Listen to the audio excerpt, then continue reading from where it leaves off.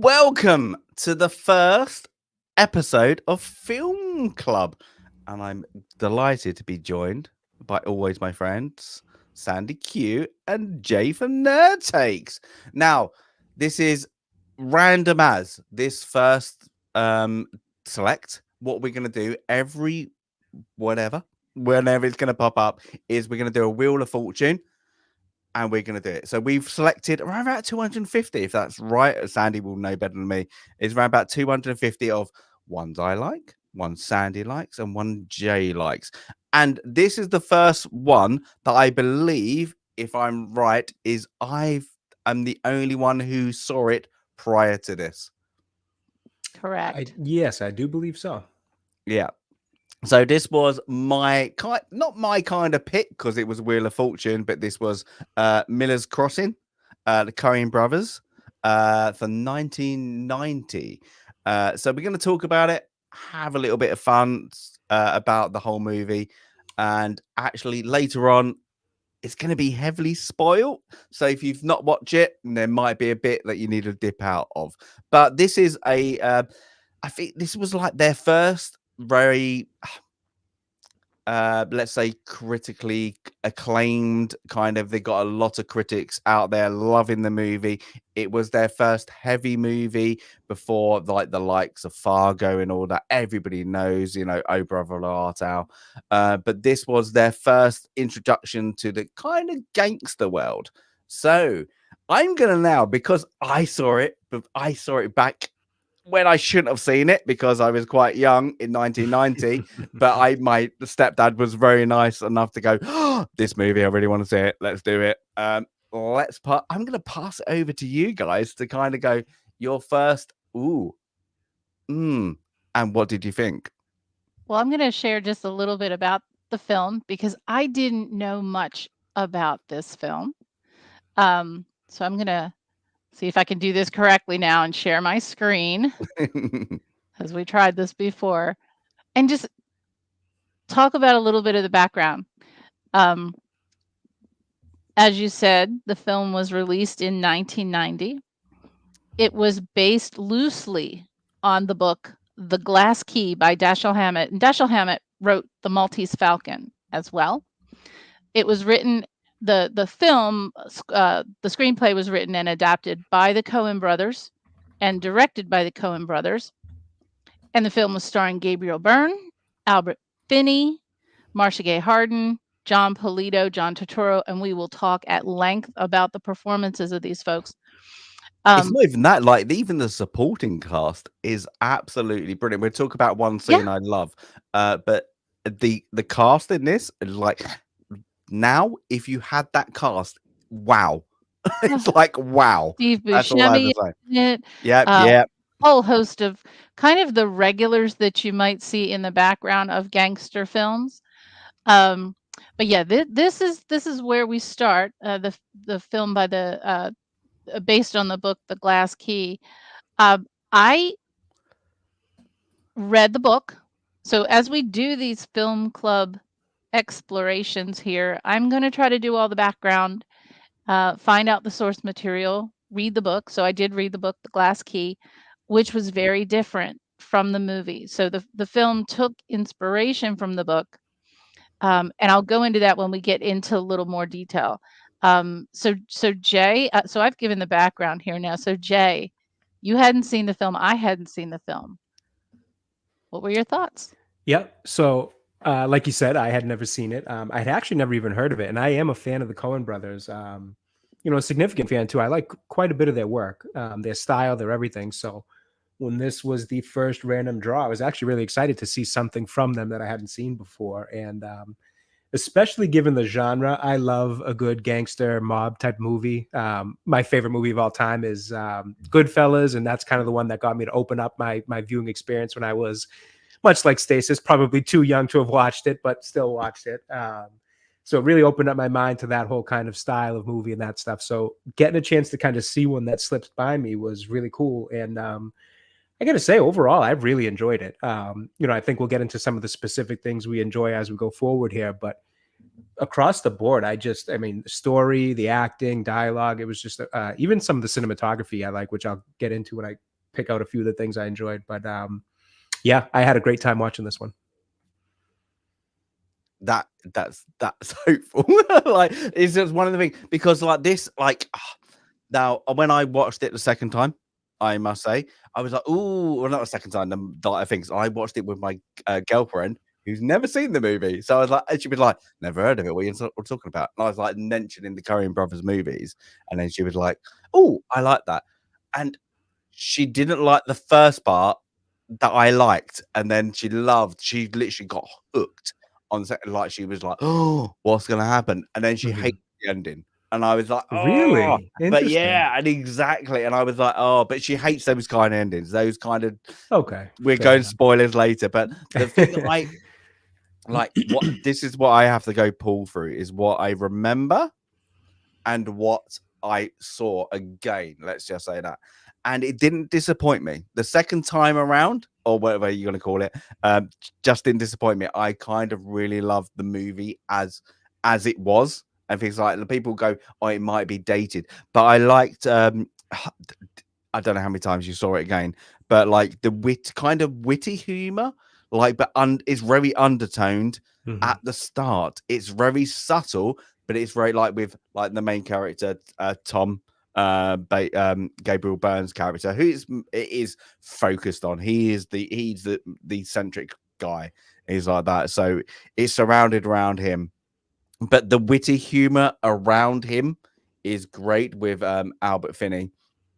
It's great, and then they go on, and then like this whole, I suppose it always reminded me, if you've seen Fistful of Dollars, it reminds me of that kind of playing the two gangs against each other, kind of, in a way. We're having that, oh, this is my single goal, but then it twists again. There's a lot of twists, but they're not a, oh, what is the best way to do it? They're not a Ryan Johnson twist.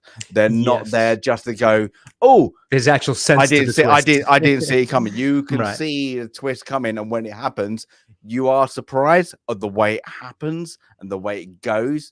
But you are, ooh, I expected something. So that's good. Like, I always like this movie. I always go to people who like it, like the music. Like, they have a very clever way. If you listen to it, you watch it again, so you listen to the music. When a character shows up, and you probably didn't notice it the first time watching it, they play the same theme. Tommy has his theme. They all have their theme, and it's really good. Like, Dane has his theme, and it's like, oh, I kind of like that. It's like when they introduce boom, but like, if I have to go for the undertone of this movie, yes, it's in, let's just say it's an intelligent gangster movie, but it is great because of the actors who play in the parts. Because even, like you said, like Steve Buscemi, he's in it for one scene. Oh my god, that scene is brilliant. He's literally quick, witty, blah blah blah. It's literally like, oh, you that's great. And that's what, in the first 20 minutes. Yeah, right in the first 20 minutes or so. And the characters themselves are all just really strong and individual in terms, they all have a lot of character to them, and they're very, very different from the one that's next to them, which, for example, I think one of the things that, not to start too into it, but I think one of the things that stood out to me right out of the gate was the difference between the right-hand men of Dane and then Tom, as it pertains to Casper and why is the name of the Albert Finney's Leo? The difference between Dane and Tom was very stark, where Tom's more collective with his thoughts and reserved and not really, busting out any kind of an input in that meeting, versus Dane, who's being very menacing, threatening, and he's very, has a lot of conviction with what his ideas are and all that. So the difference in the characters, I think, alone was very, very distinct, and it made for some really great scenes as the movie went on. And another thing, actually, what you pointed out too, was that clever humor. There's a line right at the beginning where we'll probably talk about it, where it's a perfect example of the subtlety, but also the cleverness of the humor, where it's a nice little kind of tongue-in-cheek joke from Tom to Leo, but it's also a great little line of dialogue that kind of really makes you think a little bit. about what kind of the difference between or what exactly Tom means to Leo as a right-hand man. Mm.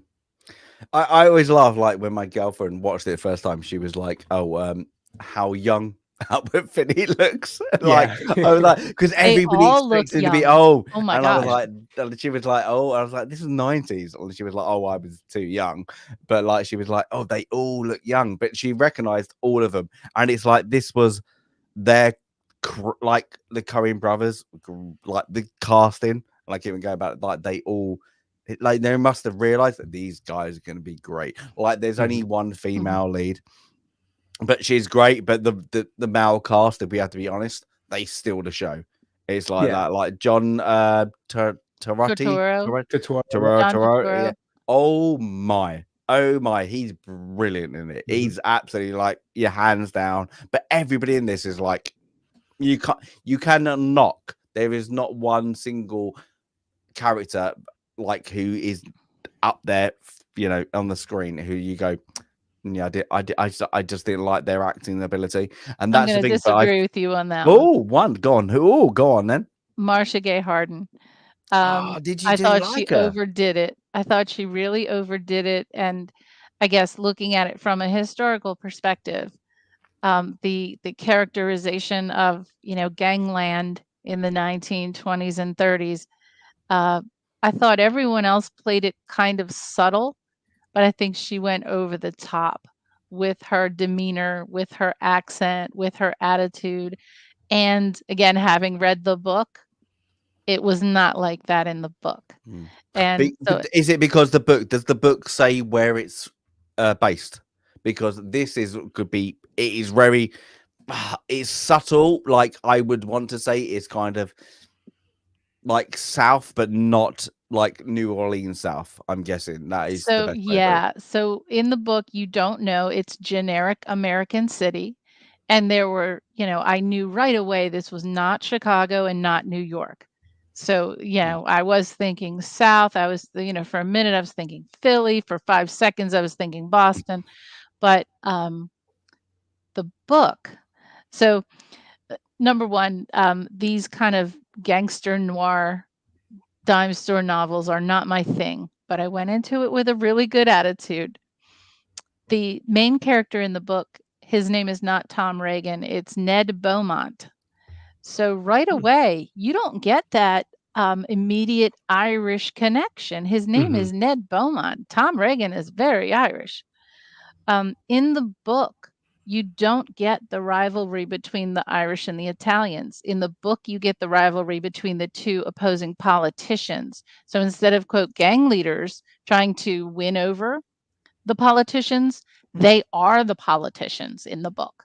So the heads of the two rival factions are rivals for political office, for being the mayor of the city. Yeah, in the movie, it kind of makes out that they're union kind of leaders, but not got the kind of everybody in their pocket.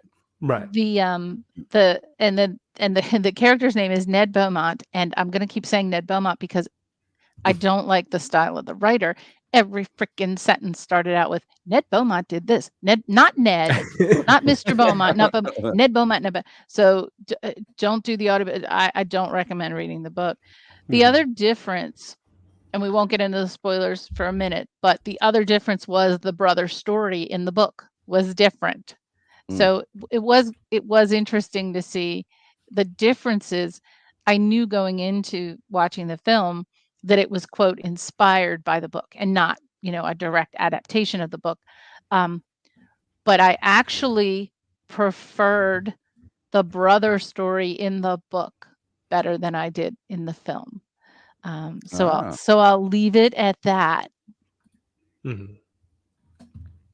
So I'll actually piggyback off the first part of what Sandy had said there, which was talking about Marcia Gay Harden's performance.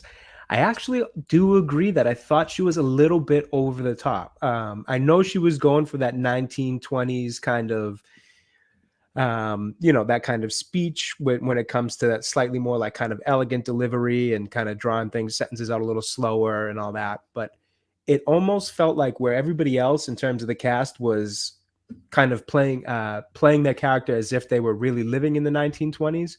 hers felt a little bit more, say, like a Great Gatsby kind of style, where it's like they were trying to show a kind of dramatized version of the 1920s, where you're kind of I can give you overdoing that, it yeah. a little bit. But Where the guys all I kind of felt a little bit more authentic to living in yeah, that actual time. but is that because like you get it from what in the first 20 minutes? I think like she's fake. Is that why? Because she's playing a fake character and playing people off each other and protecting her brother at the start, but then protecting herself fundamentally. Can't say the word. But like, is that why? Is like, did she do that well? Is that? It's So like, No, I'm yeah, thinking more that's of something like. I hadn't considered. Oh, go ahead. yeah. No, sorry, Sandy. I was gonna say something I hadn't considered. Maybe that is like, in terms of why she tried to play it that way. She wanted to kind of have it be more of an act, Yeah. since she's kind of being manipulative. I just Because think I always felt either. like, sorry to break you up, like No, I no, always no. Go felt ahead. like that she's the whore. She is always the whore in the life, and then she's got the boss, who wants, in like slight spoiler, wants to marry her. Yeah. And then that is it. But she's still got to play the card. She's still got to play the card. That's why I liked it. That's why I thought her character was like, ooh, because she's got to play that kind of over the top exuberance of her like personality of like that, because everybody wants a bit of her. Everybody probably had a bit of her, and now she's up there. Right. I could definitely see that maybe being some of the idea behind how she played it, whether it be her choice or even that of the Coen brothers. I just still feel like it came off almost a little too cheesy in terms of like trying to kind of recreate that, that kind of era for a female. Yeah, it's the kind of the demeanor, the accent, the over the top expression. I don't think that was part of the character. I think that was her. I think that was her as the actress. Overdoing a little bit. Not a bad performance. Just if I Yeah. were to say among all of these amazing performances, I would say hers was the one that fell a little flat. One that I do want to call out as the kind of the sleeper of the group, because I don't think a lot of people know John Polito, who Yes. has Yep. had parts in different gangster films, but also played in one of the best television series ever written ever, that most people don't know about, and it's called Homicide: Life on the Street, and it's about the homicide division of the Baltimore City Police Department, and John Polito played in that and played a wonderful part. Please watch Homicide: Life on the Street. It's written by David Chase, the same man who wrote The Wire and The Sopranos. Interesting. It's fantastic, and so I know him from that. Also a stage actor. Many, by the way, and you mentioned, the Coen brothers tend to go toward the same actors and actresses. Frances McDormand is in this movie. She plays a very, very small part. She's the receptionist in the politician's office. I didn't even catch that. Yeah, he goes When to you those say it, you're like, stage actors. yes, Yeah, and so those stage actors, I think, The- definitely have a different presence. This is a pure near enough quote from my girlfriend. It was like, "Oh my god, he's the best actor I've seen in forever. Why doesn't he get anything?" And she was like, "I can tell you, because he doesn't fit the Hollywood style because he's slightly ugly." And that is it. And that is it. He just doesn't, like I say, if he had any other face, oh wow, he's a great actor. And it's like, yeah, he's I believe you Batten Fink, wasn't it? They used Batten Fink. They used him Batten Fink, wasn't it? After I this, don't they know what used that him. is. Yeah, I'm Oh, not familiar. what? Oh my. The hotel. Okay. Everybody close your ears. Boop, boop, boop. The end scene with him in his hotel, Tommy's hotel. Yeah. Yeah. It's called Batten Hotel. Yeah. The Batten Fink is a movie that was, I don't know, like a year, 2 years after. They chose that name because of that hotel. I had No no kidding. idea. Because No oh kidding. my, yeah, have a look. Oh my, it's a good movie. Good movie. It's all about him. But yeah, it's a great movie. But that is, yeah, the reason the film got called that is because Coen Brothers called it that. So they knew straight away off this is, wow, what an actor. Like I like how they get the like I hate to say Steve Buscemi, I consider him one of the best actors of the day. I love him. Anything he does, I think he's great 100%. in. And he's got And such like, range too. yeah, but when like in that scene, he just like he just goes in Mink. He's like Mink Mhm. is the main character. I would love to see the director's cut because when they introduce Mink, he just comes in there like he's at the bottom of the stairs, interrupts Tommy going up to see up to the top, and then he's just like boom. Oh my god, does he own that scene? I'm like, Just in a I few don't know. seconds. Yep. Yeah, Mhm. just it's literally like a 30-second scene. Like I own it. Boom, boom, boom. And he's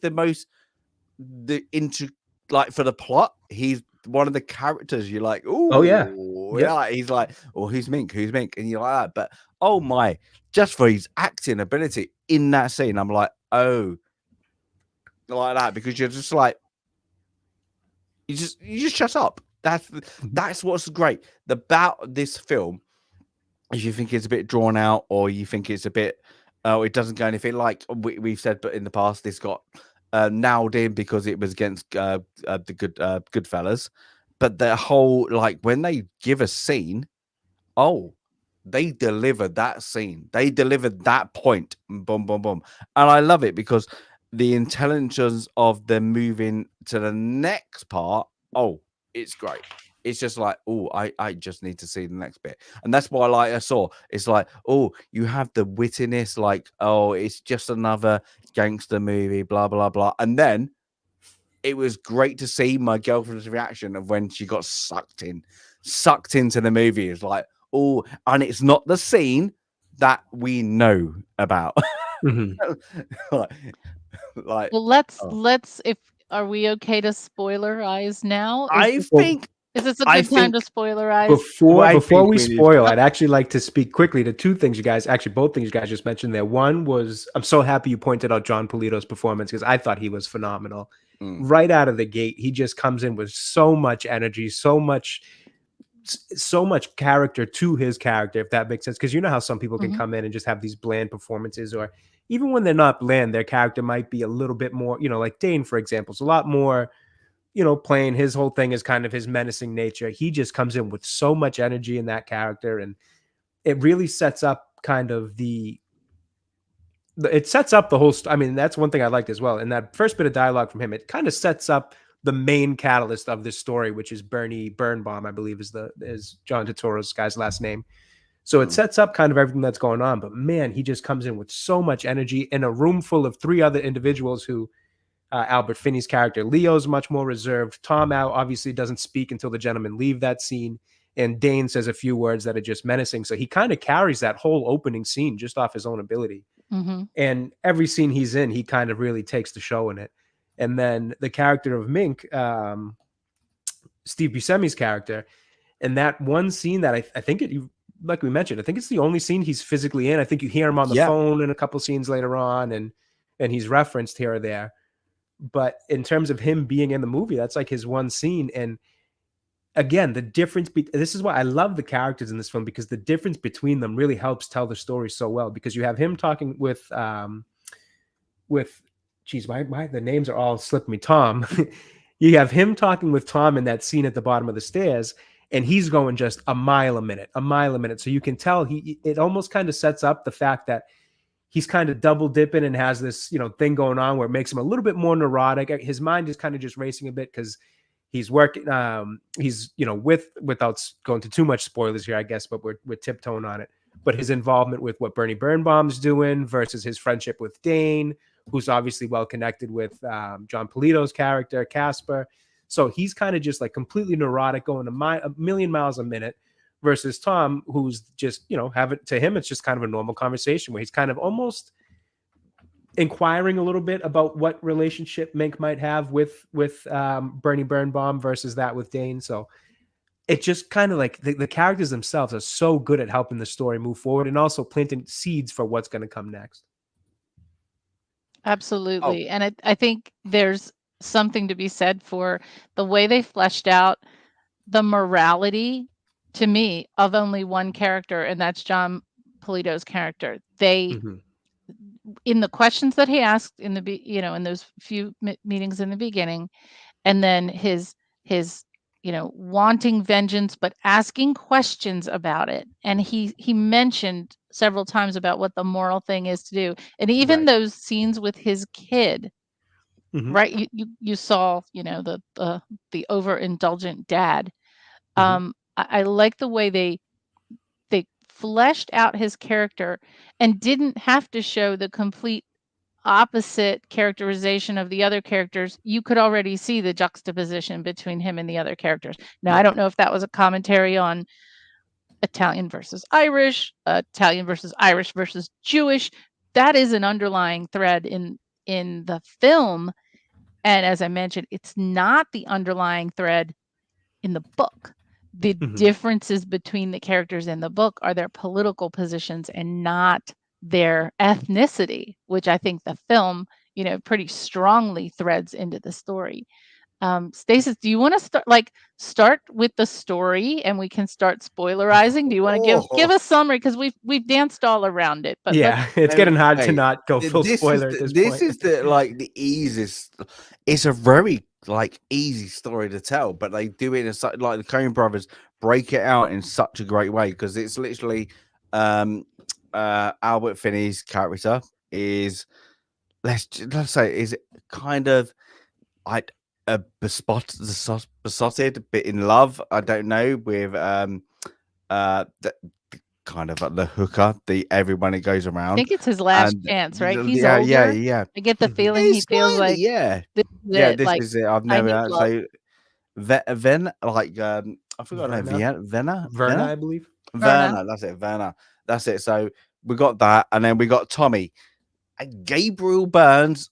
Oh, this is I say I watched a lot of Gabriel Burns stuff. I think this is one of his best performances in a movie. I hate to say that. I I think thought he he was plays it so phenomenal. dry. He plays it really well. So there you got Albert Finney character who is called, sorry guys, Leo, Leo. Yep. and sorry, got my cough. And then Tommy, Tommy, who is Gabriel Burns, and they are literally they're inseparable. They are. It's even at the start, literally when Leo's the head of the boss, but when the Italians get there with the Dane, they're like, and the Dane is trying to make like, oh, I'm the big boy now. That like he still looks. I love that subtle look that Albert Finney gives of like, do you agree with this? Mhm. And then it goes back and then no, and all it is the hit on Bernie uh Birnbaum. yeah. So that's the hit. But we realize then straight away the hit is because, well, Tommy's sleeping with her, like his sister. So that kind of goes fun. But the story isn't about that. It's about control. It's about who gets the control. Is the Irish or the Italians? And Tommy is known in like you get a Dane who's the heavy one who keeps on saying, "Oh, let's like you're the clever one. You think you're a smart ass, blah blah blah, whatever he's even saying." But he plays the side. It's kind of great that you see him tell like his boss to instigate this whole scene of events that goes through. And oh, I can't.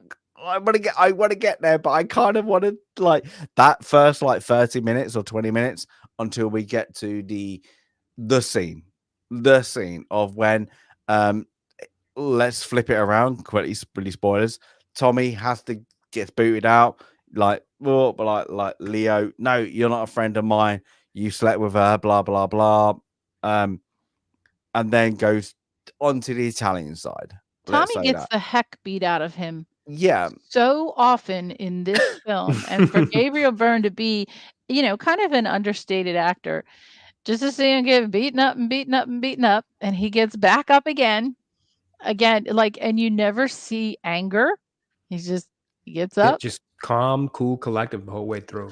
but my girlfriend and I really like a bit. It's like we don't fuck around, and that's the best way to do it. It's like you get like like Goodfellas was out this time. You have that delay until it happens. Mhm. Literally, they walk out of the door, you're smacked in the face.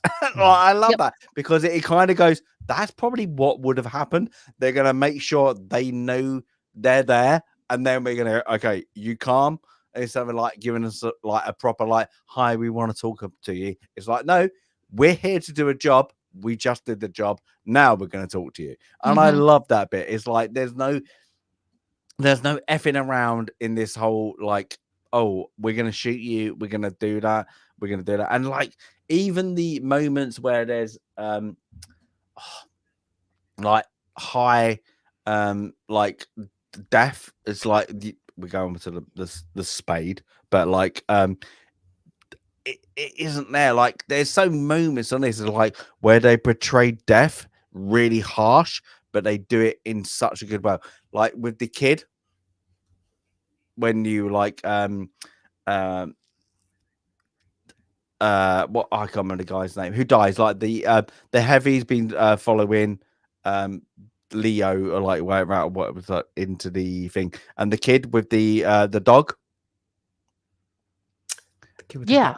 Yeah, in the thing, and the dog's like, and then he just takes off his toupee. Oh, right. Oh, I love that scene. Rug, I love that scene because it's just the back and forth with his kid just going, this is probably the first dead person I've ever seen. And the dog's like, what's going on? And he just slowly peels off his toupee. And I And was it's like and a then, fascination. and Like, what's so like a funny about curiosity. that, so sorry. But what's so funny about that is this goes back to some of that clever, subtle humor that's in the movie, where you know, a little later on when Leo's talking to Tom about how the guy Rug, you know, he's obviously called Rug because of his toupee, that he got you know, killed in the alley, and they're trying to understand who it might have been. You know, Leo immediately goes to the Italian and says, well, it's got to be Casper, it's got to be him raging war. And then Tommy says something like, you know, well, why do you think that? And Leo goes, they took his toupee, Tommy. Like, what kind of who does that?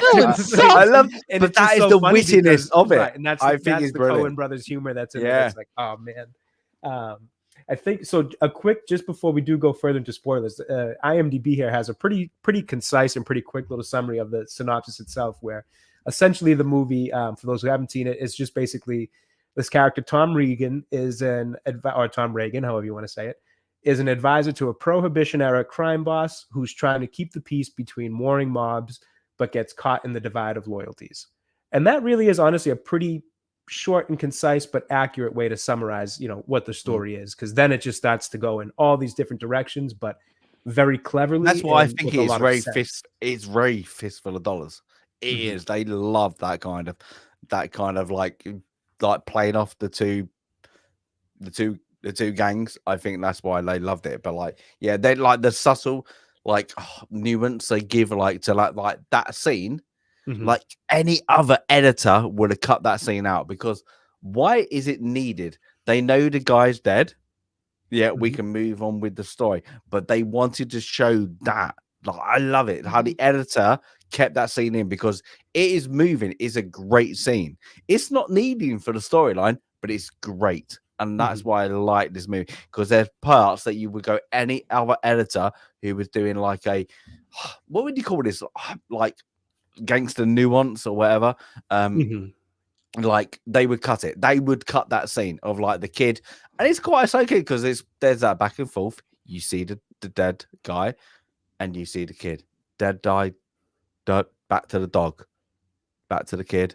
And it's just like that, like for ages. And you're like, there's no words. It's just brilliant. I think it is brilliant. It's like what that shows about the era.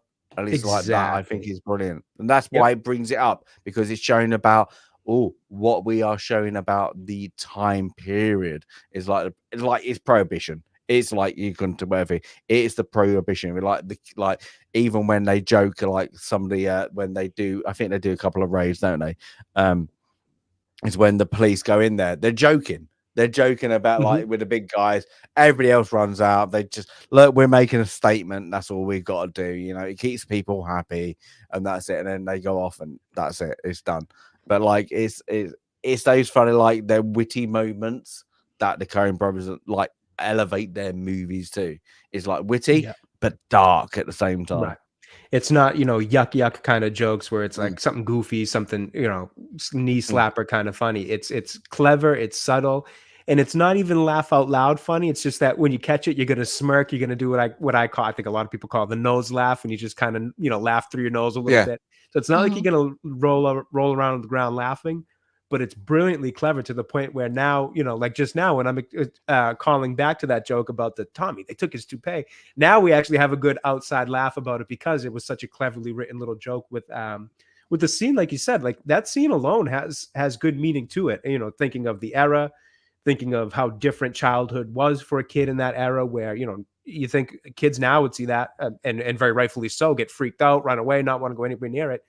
But this kid most likely grew up in poverty, tough conditions, to the point where like his perspective is entirely different, to where he just wants to steal something off the dead body and run away with it and see, and go from there.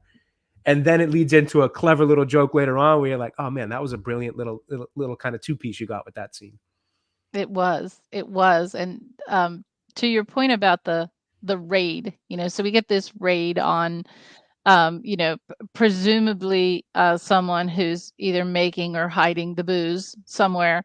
And you'd often, in a number of stories about this time, including The Godfather, you get these swarms of police cars that show up at a place, and it's one guy. It's like 50 police officers drawing guns and bullets everywhere. And they are joking around, and they are just pawns of the politicians. Well, I am here to tell you today. So my granddad was a police officer in Baltimore City in the 50s and 60s, not in the 40s or 30s. But that still existed. That definitely still existed, where the politicians and the gangsters would tell the police where to go to, quote, find the bad guy who may or may not have been the bad guy. I think they overdid it just a little bit, but I think I understand the why of, sending so many police officers, so many guns, so many bullets into that scene against one man, not against an entire gang. It was one guy. And I think that showed the power that the influencers had over the police, over law enforcement. That was, well, done a little over the top. That was historical accuracy at that time for many big cities during Prohibition. Now let me ask you. So we may or may not be at the big scene, but let me just ask. I'm going to ask a question, and then I'm not going to answer it till we're done talking about the film because of another difference to the book. You notice Tom worrying about where his hat is, and then the hat becomes a device later in the film. It's handled a little differently in the book. So tell me at what point you noticed this fixation on Tom's hat, or did you? When when he got beaten up and he kept on grabbing his hat. He kept needing to have his hat. Needed hat, right? Yeah, and like there was when, also our Finney went smacked him one, took him out downstairs. Literally, he would always. I'm needing my hat. Where's my hat? and there was a point outside when he was walking, possibly out in the field. I'm not going to say when he was walking and it fell off and he grabbed it. Just remember that hat. Because I'm going to tell you something about the hat at the very end when I tell you the big difference between the book and the film. Jay, did you notice any kind of fixation on the hat during the film? I noticed it at kind of in a two-part scenario. So the first time it kind of popped out to me was when he wakes up after trying to play cards to settle his debt, and he obviously loses more money. And he wakes up on that couch in the back of, I don't know if that was a bar or restaurant, wherever it was, where he's like, "Where's my hat?" And then he finds out Byrne has it from, I think it was Mink and Byrne he was playing against at the time, and Byrne has it. So then he goes to Byrne's to retrieve it.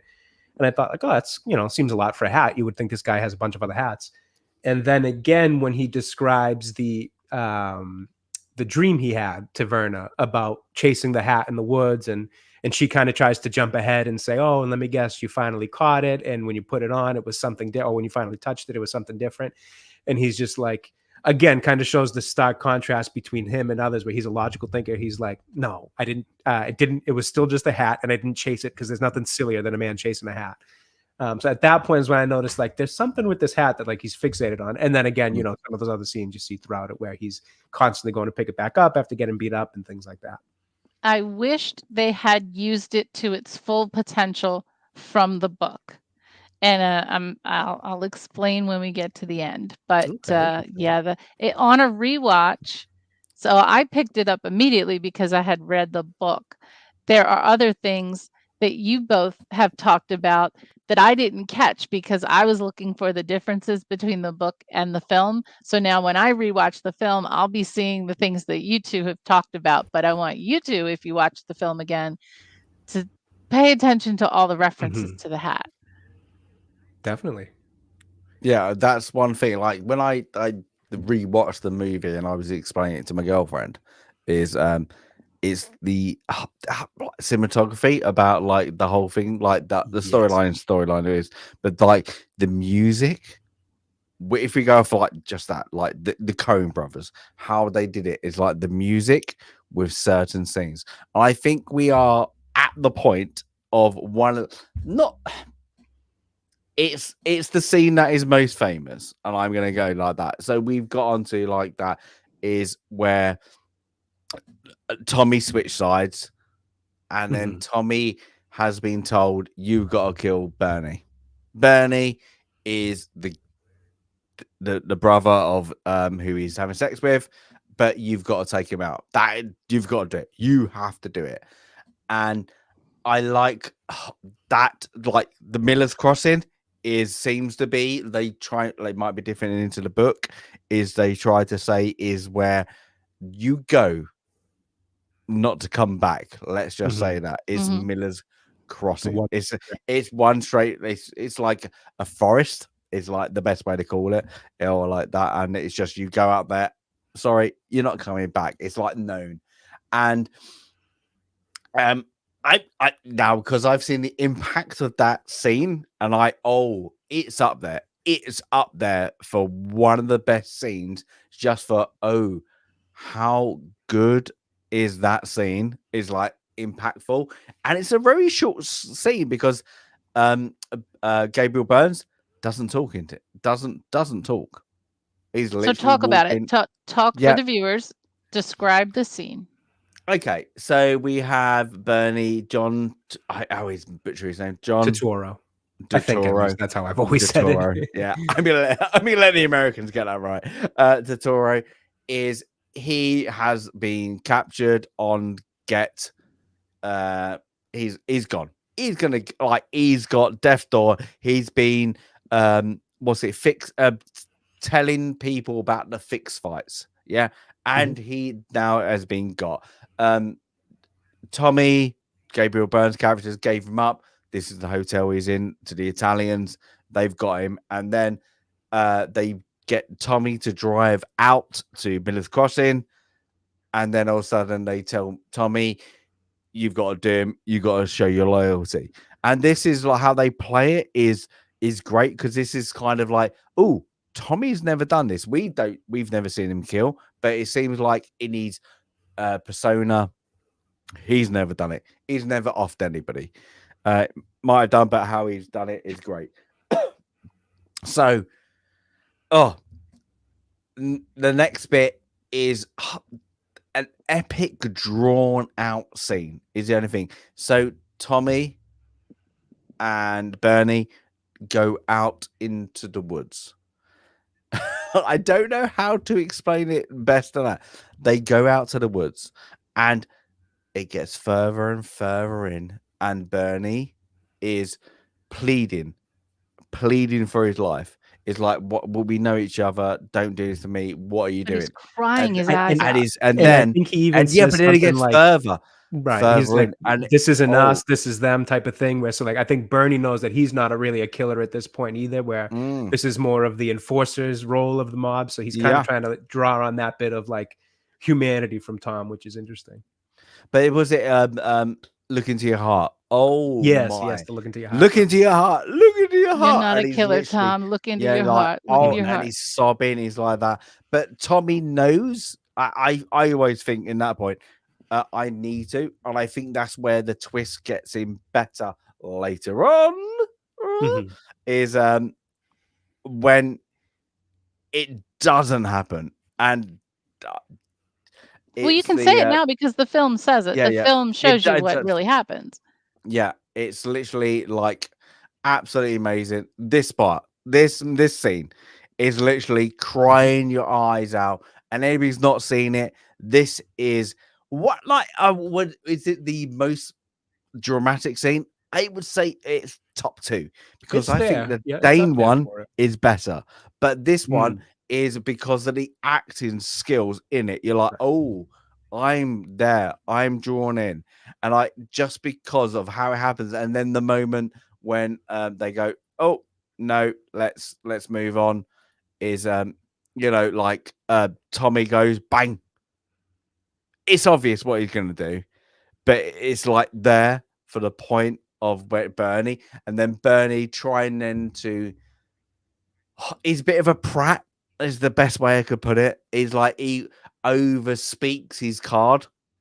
He's like that. Oh no, no, no, and he's just like, shut up, just shut up, Yeah, just it's shut just up, just get consistent away. to like stop Yeah, talking. Like he yeah, even yeah, says the line. He's like, "You're dead." You You're understand? dead. You have to yeah, go yeah. away now. And Bernie just keeps talking because the one thing you have to understand what's clever about this scene, or what's interesting about this scene and the acting in it too, is so Bernie is essentially. I think are we full spoiler now at this point? Full Yeah, spoiler. Okay, so Bernie essentially the whole movie really revolves around Bernie's role and what his character is up to, because it starts in that first scene with John Polito's character Casper and then Leo, and kind of the conversation that happened is that Casper essentially part of his part of what he does in his mob is fixing fights, and what he's finding out is that Bernie's John Turturro's character Bernie is now kind of going against what he's doing and essentially ruining the profit that he can make from fixing these fights.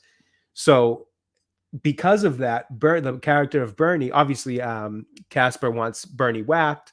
Leo protects Bernie because Leo's sleeping with Verna, who's Bernie's sister. And then we find out that Tom's also sleeping with her, which kind of introduces a whole nother wrinkle to the story.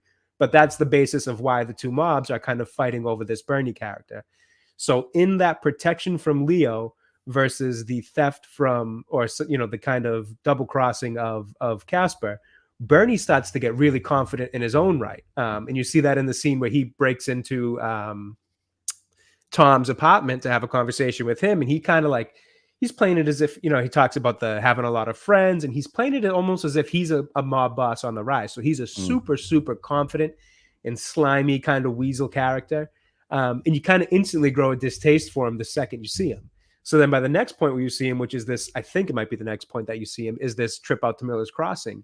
He has just completely flipped a switch to this groveling, weak, almost pathetic character in terms of, obviously we can understand why he's begging for his life and trying to hold on to life as he has it. But he just becomes this completely different person where he's just bawling his eyes out, pleading with them to see it in his heart, or whatever the exact line is.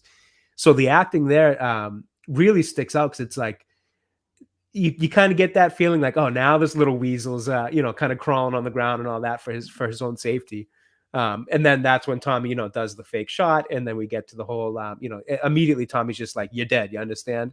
And he just like still can't help his talking, just keeps having to say, Tommy, thank you, blah, blah, blah. And he's just like, shut up. Like Stacey said, just shut up. Go, don't come back. I never want to see you. You're dead. As far as anybody knows, you're dead. Leave it at that. But that's what I like about the movie, because up to then it's been kind of witty. It has that witty kind of dark humor that's been there, and until like Tommy gets out of the car, there's not been much going on. And then the kind of the movie starts. That's the point. I always say the movie starts because it then shows Tommy's hand.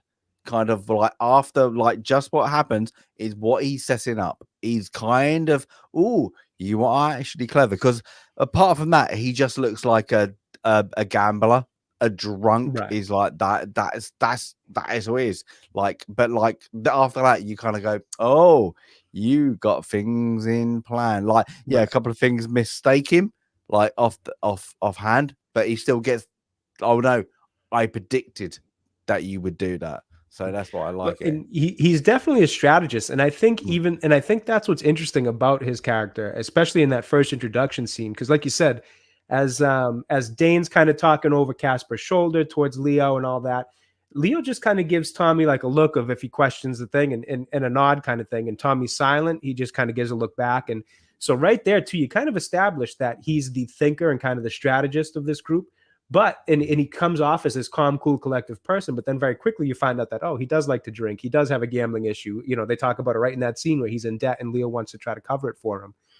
But one of my favorite lines in the movie is actually when Tommy's leaving Leo's office, he hits him with that line where he's like, Leo, could you do one thing for me? Leo's like, what? He's like, could you just think about what protecting Byrne gets us or gains us? Think about what offending Casper loses us. And then Tommy said, immediately Leo says, Tommy, I don't like to think. And then Tommy hits him with the, I know you don't. Maybe you should think about starting. And that was another clever little line, but it was, for a little bit of humor, but it was also a really good line. And it lets you know that he's really the brains behind a lot of this. Whereas, Leo kind of goes more from that like machismo, don't step on my territory type of mob boss, ruling. He comes in with and he says it right there too. After Casper leaves, he's like, the right call is to just off Byrne and move on with it because he is doing something wrong. And Leo kind of admits, it's like, yeah, well, it's not that simple because of who Leo's sleeping with. But I like it. Like they even show like with Leo, like when he's in the bed smoking the cigar. The other scene, the other scene. Oh, Danny Boy's playing. Yeah, like Danny Boy. Like I must say, I'm not a fan of that song, but it fits that scene. It fits the scene because he just listened to it, and then the hitman's come in. I'm guessing somebody downstairs. Don't know who it is, but like it just shows. Oh, I might be slightly old, but I'm still I still know what I am as a fucking gangster, and that's what it's like. Blah blah blah blah, and it's great. And it's like when he goes down and nicks the Tommy gun, kind of skips out of the balcony, kind of thing, down the slope, and then just waits, and he's just like, "Yeah, my house is burning. I don't care." Then they get away with the car, and I like that because it just shows, you might think the Italians are hard, but like the Irish, like that is like is a good scene. It's just like, no, we're still here. I'm still badass. It is Albert Finney action hero. It is. So just, kind of step by step, Albert Finney is in bed listening to Danny Boy. He's got a gun next to his bed, which all good gangsters have a loaded gun next to their bed. He hears someone's coming. Does he run? Does he hide? He goes under the bed, but he is ready for them. He blows out their kneecaps. He, like you said, goes out the window with his Tommy gun, lands, with a thud. And as the car's driving away and he's being shot at, he's just standing there. He didn't flinch. And he's just shooting and laughing. And then the car finally, crashes into a tree and blows up, of course, as you do. And his house is burning down and he's just standing there and laughing. Yeah, and having a cigar and just enjoying it. Yeah. Momentous, absolutely momentous scene. Incredibly well done. Incredibly well done. Yeah. And it goes to show you how much it kind of shows you that almost like a retired athlete getting to kind of get back into the sport to do one last great thing. Like you see that he's an older mob boss, but he's loving the fact that, it's like that I still got it kind of moment, which was again, just really added. And I love that. Like there's a break. Had he been more serious faced, it wouldn't have had the same impact. But the fact that, like Sandy said, he's smiling, he's enjoying the last of his cigar, the whole thing. It just gives when he's in bed, I love it when he's like, there's that little subtle bit, and he just looks over his gun, sees the smoke, looks over, and he like you can blatantly goes, like, I've got this. I've got this. I don't care. I've got it. Yeah. Whatever comes to me, I've got it. And he's just like, yeah, whatever. I'm gonna take you out, and it's just brilliant. It's like, Albert Finney's parts in it aren't long if you go that, but the bits he does, like when he beats out Tommy, and like that, but like even at the end with the funeral scene, but the bits he does, you just go, bloody hell, you're a good actor, bloody hell. Oh yeah, but that's the thing. Like that's what I say. Like Gabriel Byrne, he like I've never seen him act like this. like I don't get if it's the Coen Brothers, but like a lot of the movies, you're like, oh, he's a bit corny sometimes.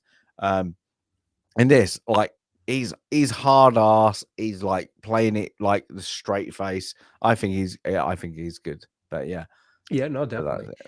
Yeah. And what's interesting about Albert Finney's, really two good scenes there is that they actually, if I recall, come kind of back to back at that point, because after he survives that hit attempt, he's back in the office with Tommy, and I believe at least, and that's when Tommy's like, making sure everything's all good.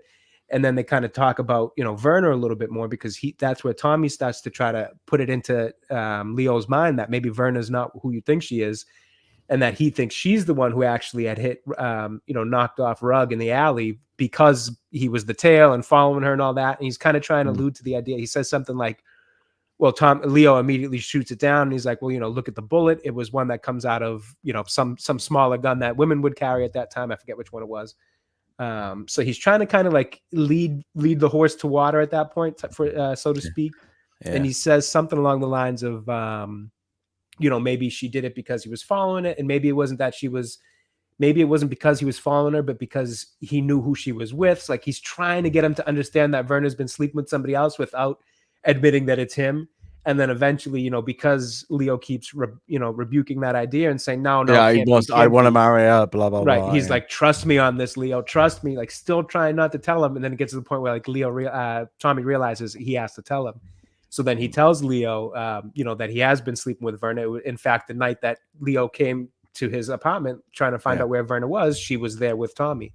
And then that's what kind of creates the divide between Leo and Tommy, who were thick as thieves at one point, that then sends Tommy over to the Italians in, the next couple scenes, which is then where he has to, kind of knock off Bernie's character in order to show his loyalty to the Italians at that point. Yeah. But I think even like that, like going like you see the I find it a great scene just because of the look, like when Tommy goes into the women's these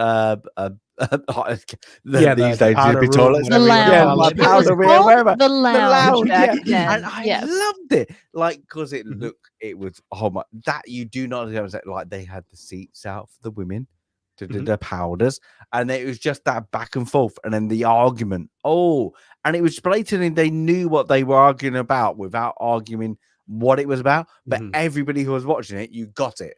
And I thought that was a great scene. It was like a bit over the top, but I kind of liked it. It's like that because it gave out to the next moments, and it's like that, and like and then it plays into like the Johnny moments, like Casper, like goes into like the Italian, and you get the next bits, and it's just, I love it. Like it's what's it? The first thing you see with Casper, like we have to say about Johnny Casper, is like how he's Italian, but he's a family man, and he just got these weird moments. It's like because I think the first time we see him like approaching Tommy, he's having a conversation. I'm guessing is his a wife with his son. I assume so. Yeah, I assumed it with, and he's not doing that well at school or whatever. No, it's actually a really funny. It's that the doctor says that the kid's overweight. And the kid is, quite which obviously, he obviously is. He's obviously overweight. And then there's that funny interaction where, and the kid doesn't seem, and this is obviously the acting has nothing to do with the kid in general, but you could tell that the direction was be very, dull. So the kid's kind of just speaking very dull and it's not like he's doing anything crazy. He says something along the lines of like, John Polito's character asks, well, what'd you eat today? Like, what does the doctor know about weight? What'd you eat today? And the kid just goes like a hot dog. And the guy's like, hot dog. He starts laughing. And then he's like, what else? He's like, hot dog with mustard. And then he just starts, John Polito's character starts laughing. He's just like, Dane, my kid's a genius. And like, obviously, the kid was being, a little dull or dim-witted in that moment. So it just made for, again, another really funny scene. But you see there that he cares about his son quite a bit. Obviously, he's this mob boss, but he very much does, have that family element to him. Yeah, and then you have the weird beat up scene. It's like the guy, I can't remember, like, what's his name? Like we see him in everything these days. We have to one of the guys in that scene was from Dumb and Dumber. I can't think of his name. Mike Starr. There we go. Yep. Mike That's the Star. one. Mike That's Star. it. Yep. And he's brilliant because he goes in as the heavy, and he goes takes off his jacket, everything else, blah blah blah, tucks it up, goes to Tommy. Tommy goes, wait, I need to do it as well, and he's like, yeah, I will wait. And there's this 5 foot what 5 Yeah, huge height difference. 5'10" to 5'6", 6'5", difference. And then he's like, wait, oh wait. And then Tommy just gets, you can see I ain't gonna lose this fight, and then smacks him with a chair. Yeah. I love the bit because he's like, why? He's just like, Jesus, Tommy. You broke my nose. So he runs off to brilliant. the only way you can explain the other guy. It looks like a Gestapo officer who knows kung fu or whatever, and he just goes in and kicks the crap out of him. Mm-hmm. And I love that. So he's just really subtle. It's and then the police come in, don't they, afterwards? Right. And then, But that scene shows you everybody in gangland, no matter what side you're on, plus the police, they all know each other. yeah, There's a familiarity there, even if it's the guy coming to beat you up or beat some sense into Right. you, they all know each other. All the players know each other. And because they're all vying for, again, not as direct in the film as it was in the book, but they're all vying for that political influence and the money that comes along with it. Now, in the book, it was incredibly clear why Ned/Tom did what he did, and why he had to align himself with the mob to make money, because he was he was a gambler, and a very poor gambler, because he never won. I don't know. Did it really go into that in the film? Did you, I can't remember. I know there was a couple of references to him losing, Yeah. or quit gambling. In the book, it was quite heavy because he constantly was placing bets and losing.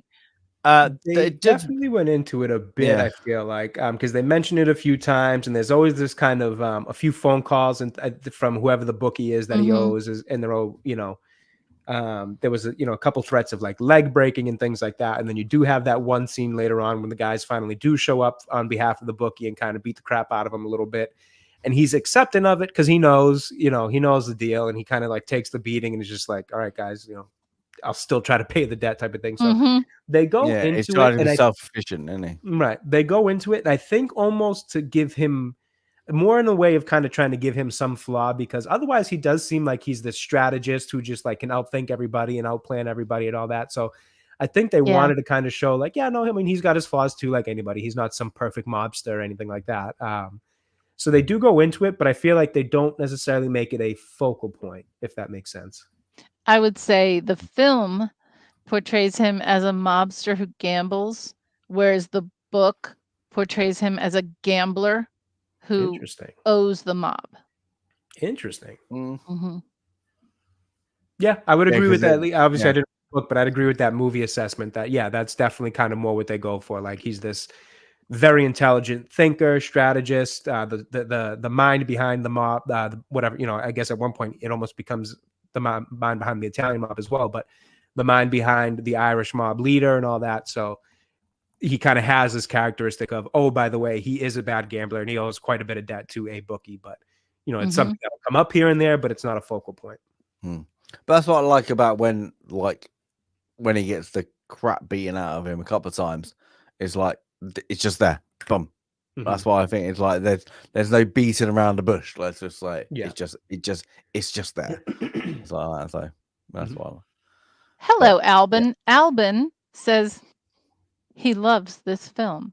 Albin. Yeah. Oh, there you go. It was really good choice. And Ian Soforth was in the chat. Hi, Ian. How are you? So now we're past. So we're past the cross, and now we're at the double cross. Or do we call it a double cross and a triple cross? How do we? I'm guessing you do. Yeah. This is where Tommy is playing Casper against his own. Let's just say that, because the whole build up is the Dane, who is this the heavy of the Italians, the enforcer, the right hand man, but he's not. He thinks he's clever, but he's not that clever. He Mhm. does. He just like, yeah. So And I, he's not oblivious. Like he does yeah, know that something's up with Tommy, but he mm, also, some of it does stem from him just not liking Tom, Mm-hmm. which is made pretty clear even from the beginning scene. But then there's also that part where Tom is now. It's actually, I think, before they get to Miller's Cross, or maybe it's just after. I can't remember. But essentially, when because Tom come after that whole beat up scene we were just talking about with the chair, that comes because Tom denies an offer from Casper's character to join their mm, mob instead, to kind of flip on Leo and join them instead. So he denies that. But then what happens after that scene is when you get the Tom reveals to Leo that he's sleeping with Werner as well. When Leo then beats up Tom, so then Tom's essentially out of the Irish mob, so he's basically a free agent at this point. So then he goes back to Casper to kind of kind of retouch base on that deal and see if like he could still join. That's when Casper then tells him, yeah, you can join, but you've already given me, as they say, as Ian so forth loves to use, you kind of gave me the hi hat last time, so now you're going to have to put something on the table. And that's when he had just previously tricked Verna essentially into telling him where Byrne is. So he then hands over Bernie's address, then leads, then they go to Miller's Crossing, and that whole scene takes place. So when he then comes back to Casper, Casper then reveals to him that he's trying to put the seeds in Casper's mind that maybe Dane's in on it too, as well as Mink and all that, because they're friends. And at this point, Dane is very loyal to Casper this entire time, which is what makes kind of what happens so interesting. But Tom, being the thinker that he is trying to plant seeds in Casper's mind that maybe Dane has something to do with what's going on with Mink and Bernie as well. So then it puts enough doubt into Casper's mind that he then reveals to Tommy that Casper actually had said last time they met and last time Tom had left that we should double cross Tom. So Dane's character essentially is kind of on point with what he's thinking. Part of it because I think he's not dumb, and not just this enforcer, but also part of it stems from the idea that he just doesn't like Tommy, doesn't trust Tommy because he wanted to double cross him before he knew anything was coming anyways. Which is a lot different than Tom's character, who's a little bit more of a thinker, like I said, planting these seeds and trying to kind of construct these narratives and goad people into a way of thinking that's going to benefit his plan, versus Dane's character, who's not an idiot, but also not nearly as intelligent as Tommy is. He's not, because Dane is right. He's the only one who is correct when he tries to. Hey, wait a minute! Did you two knuckleheads actually see the body? Right. And he didn't say knuckleheads. That's my parlance. But did you two the two who went out with Tom and Bernie? They didn't walk out in the woods with them. So they're walking, and as Stacey said, very prolonged scene. They hear 2 gunshots, and 2 gunshots. You have to have 2 gunshots. They hear the 2 gunshots, and Tom comes back, and Bernie doesn't. So they just assume it's done. Yep. And the Dane is like, "No, did you guys see it?" Well, yeah, no. We heard the shots. So he's right. Yeah, no. But that's why he he's drags Tommy out. Yep. Like they're out of the blue.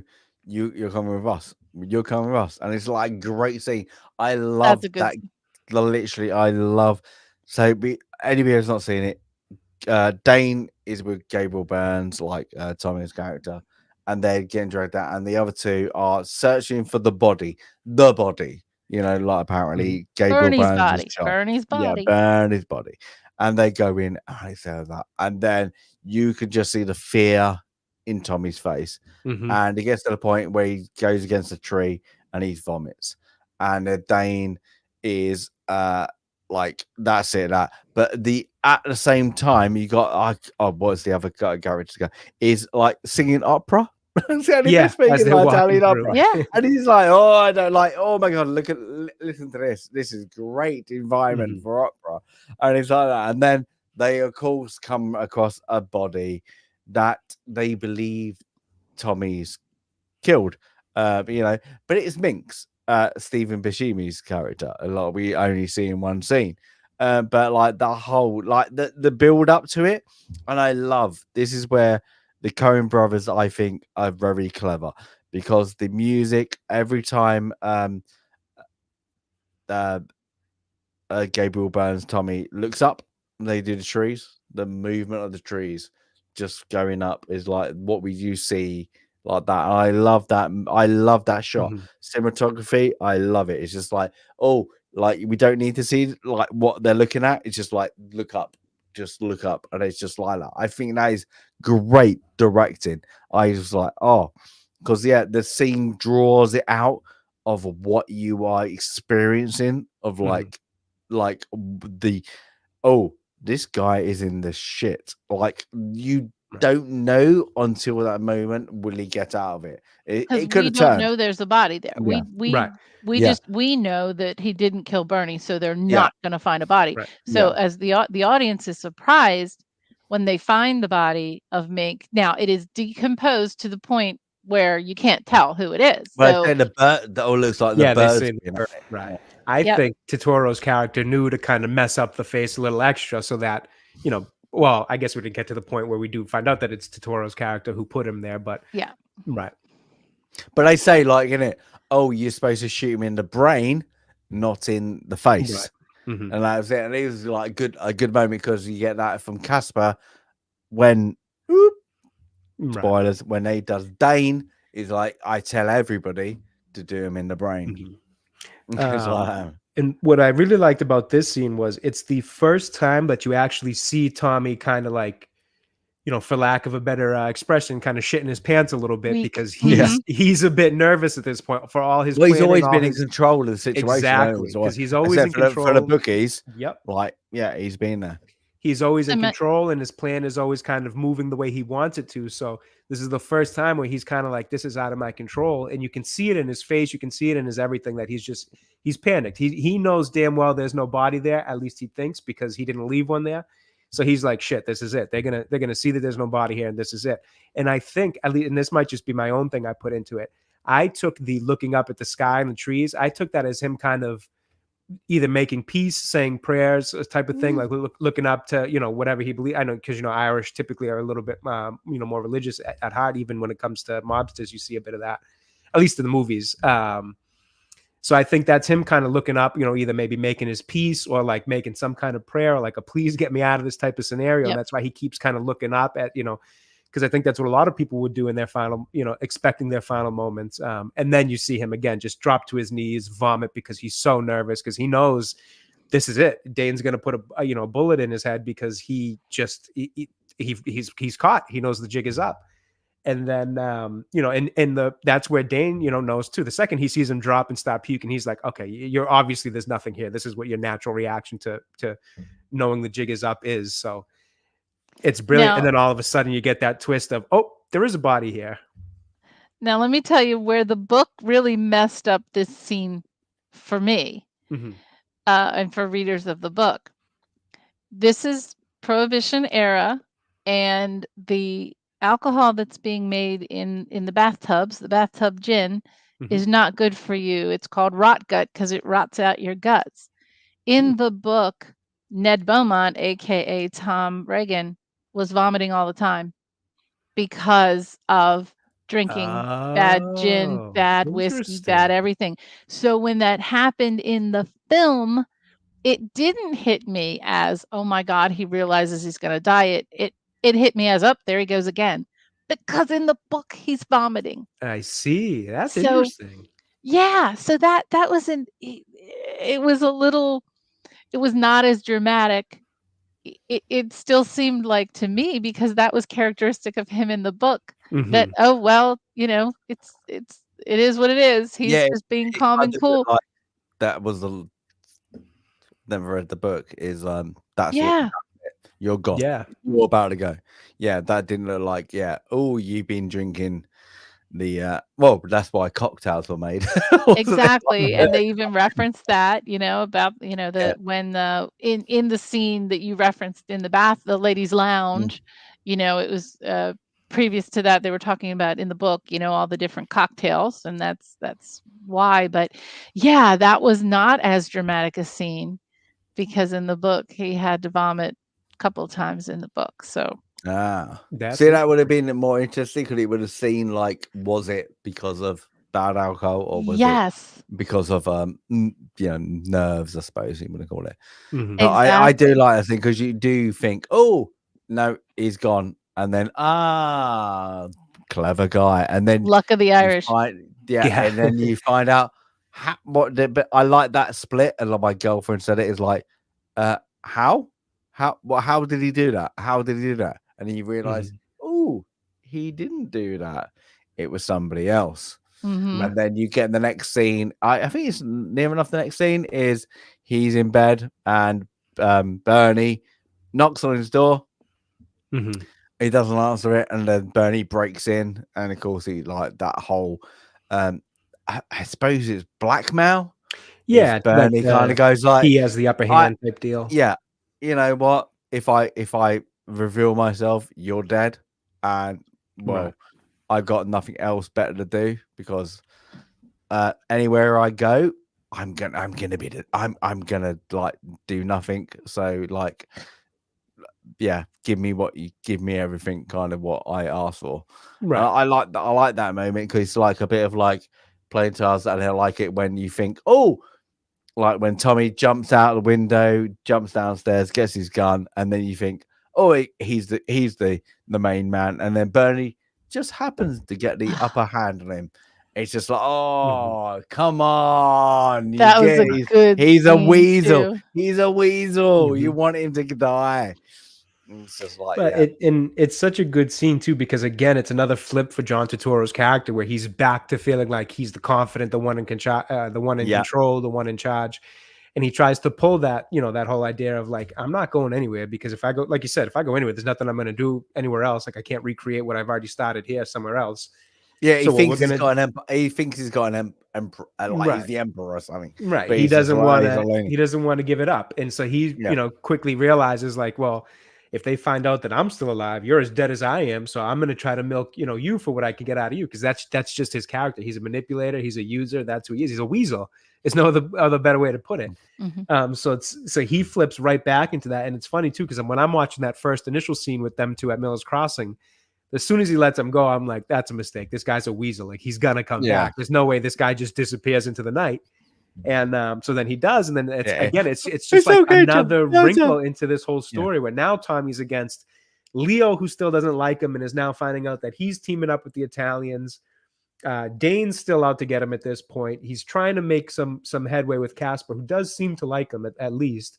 He's got the Verna scenario going on, and now there's another whole thing with Bernie's character coming back and adding more pressure to the already very tense situation that he's in the middle of. So it's so many different. It's like I think we said this to start. It's such a complex story, but it doesn't feel overstuffed with storylines, if that makes sense. No. Everything kind of has its own. It breathes. They all kind of come to conclusion in a satisfying way. It's not one of those movies that's like overdone because just too much is going on and something falls to the Well, wayside because even to the point where you like got the Danes that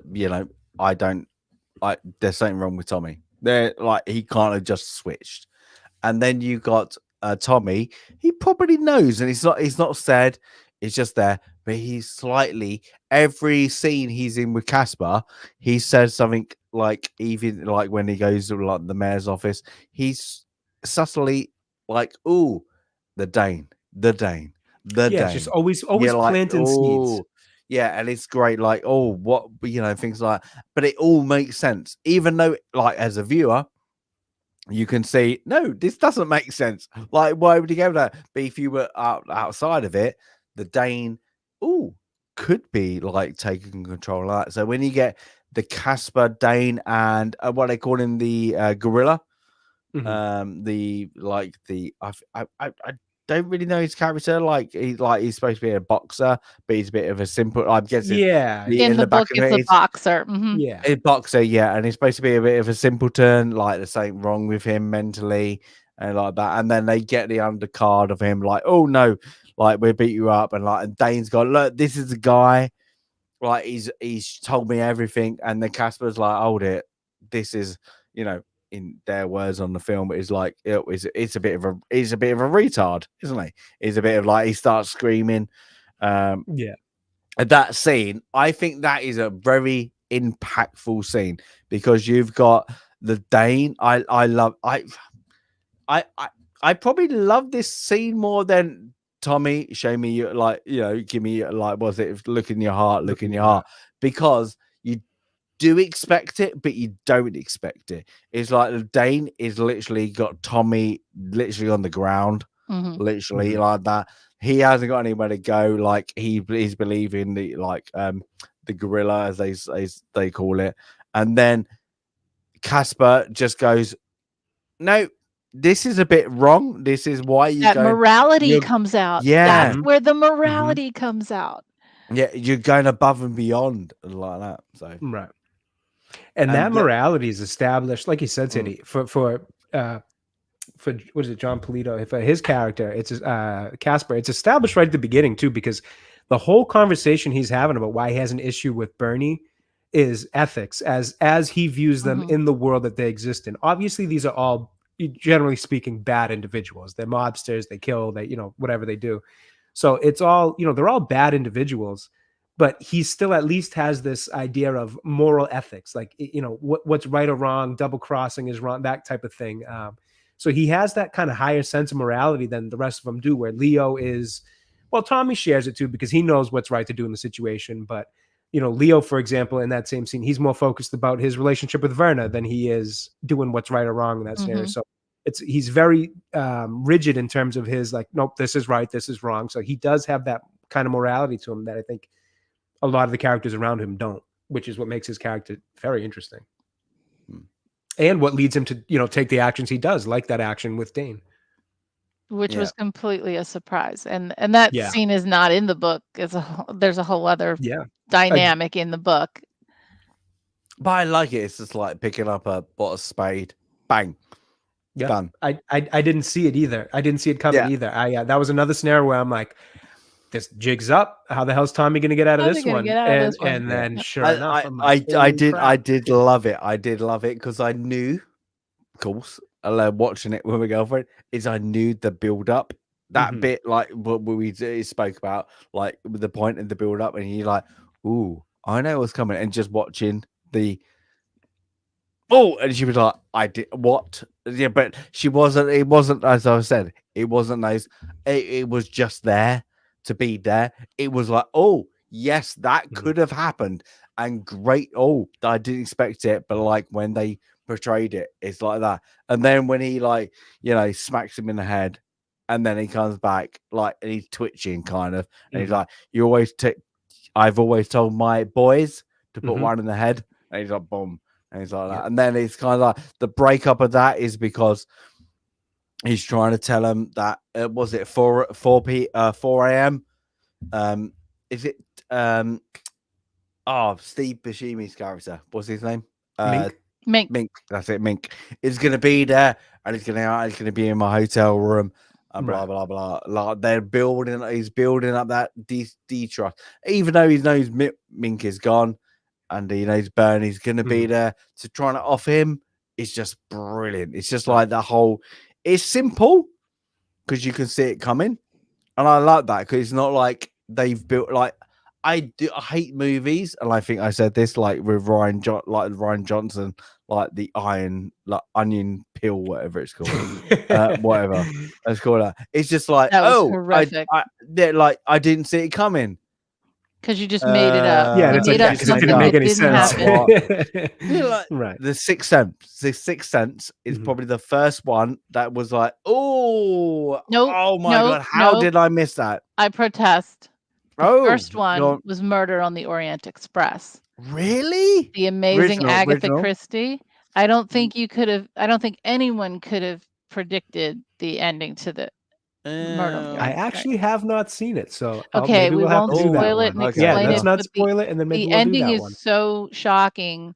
But when you want to rewatch, is that a film club next? It should be. It was on my list. It's got to be on the list, right? It was on my list. Let's save that spoil so that it can be fresh. So I won't talk about it, but I agree with you that The Sixth Sense was definitely one of those films that when you reset your brain. Yeah, but this is the greatest thing. Like the worst thing about The Sixth Sense when you watch it, you're probably never gonna watch it again.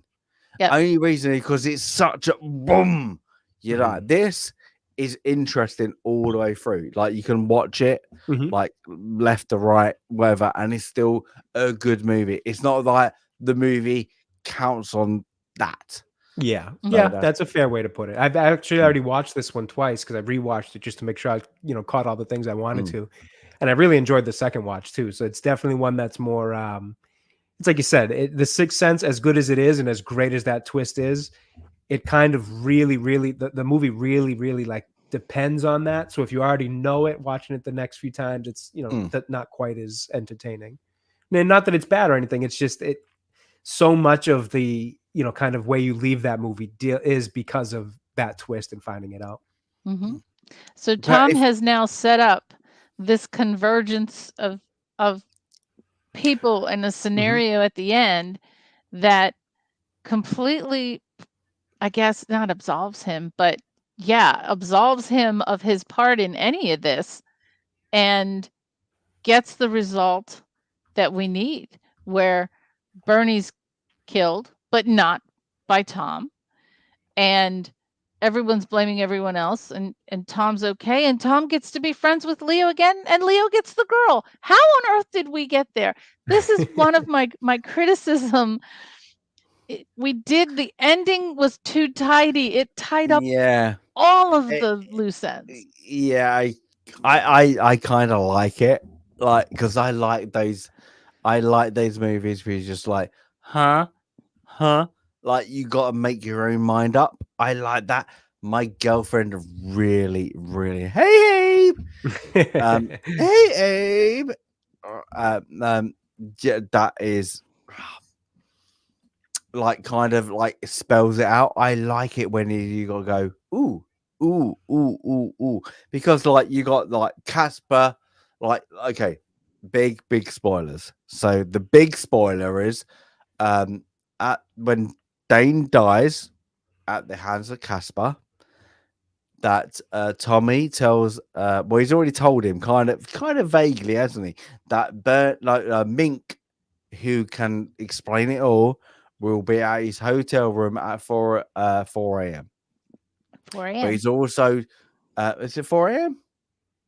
3 a.m. or 4 a.m. One or the other. Yeah, some in the early morning. time, yeah. But he's also told Bernie prior to that, that this is going to happen.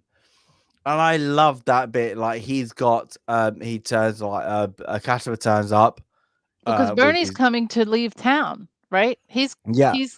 coming to leave town at 3 Well, a.m. you assume that. I don't think he is. I always think. I'm I think actually he's. trying to remember why. Or is it why Tom they leaving town? agreed. Tom's leaving town. There was something. Oh man, now it's slipping my mind. There was some reason as to why they were meeting at 4 a.m. in their apartment that now I can't remember. For I the think life he's of meeting me. because Tom's leaving town. Remember, because Tom's packing his bags. So Tom's Yeah. leaving Okay. town, and Bernie's got to meet him at 3 Yeah, because a.m. he calls him Danny like when Oh, I Bernie calls him, remember. he's like I'm calling you a bluff. Danny Yeah, does the whole thing. exactly. Yep. He Like calls the fuck bluff. you. He's like, I'm calling you a bluff. exactly. I don't Mhm. believe anything you say. Like, what are you gonna do to me? Like, what can you do?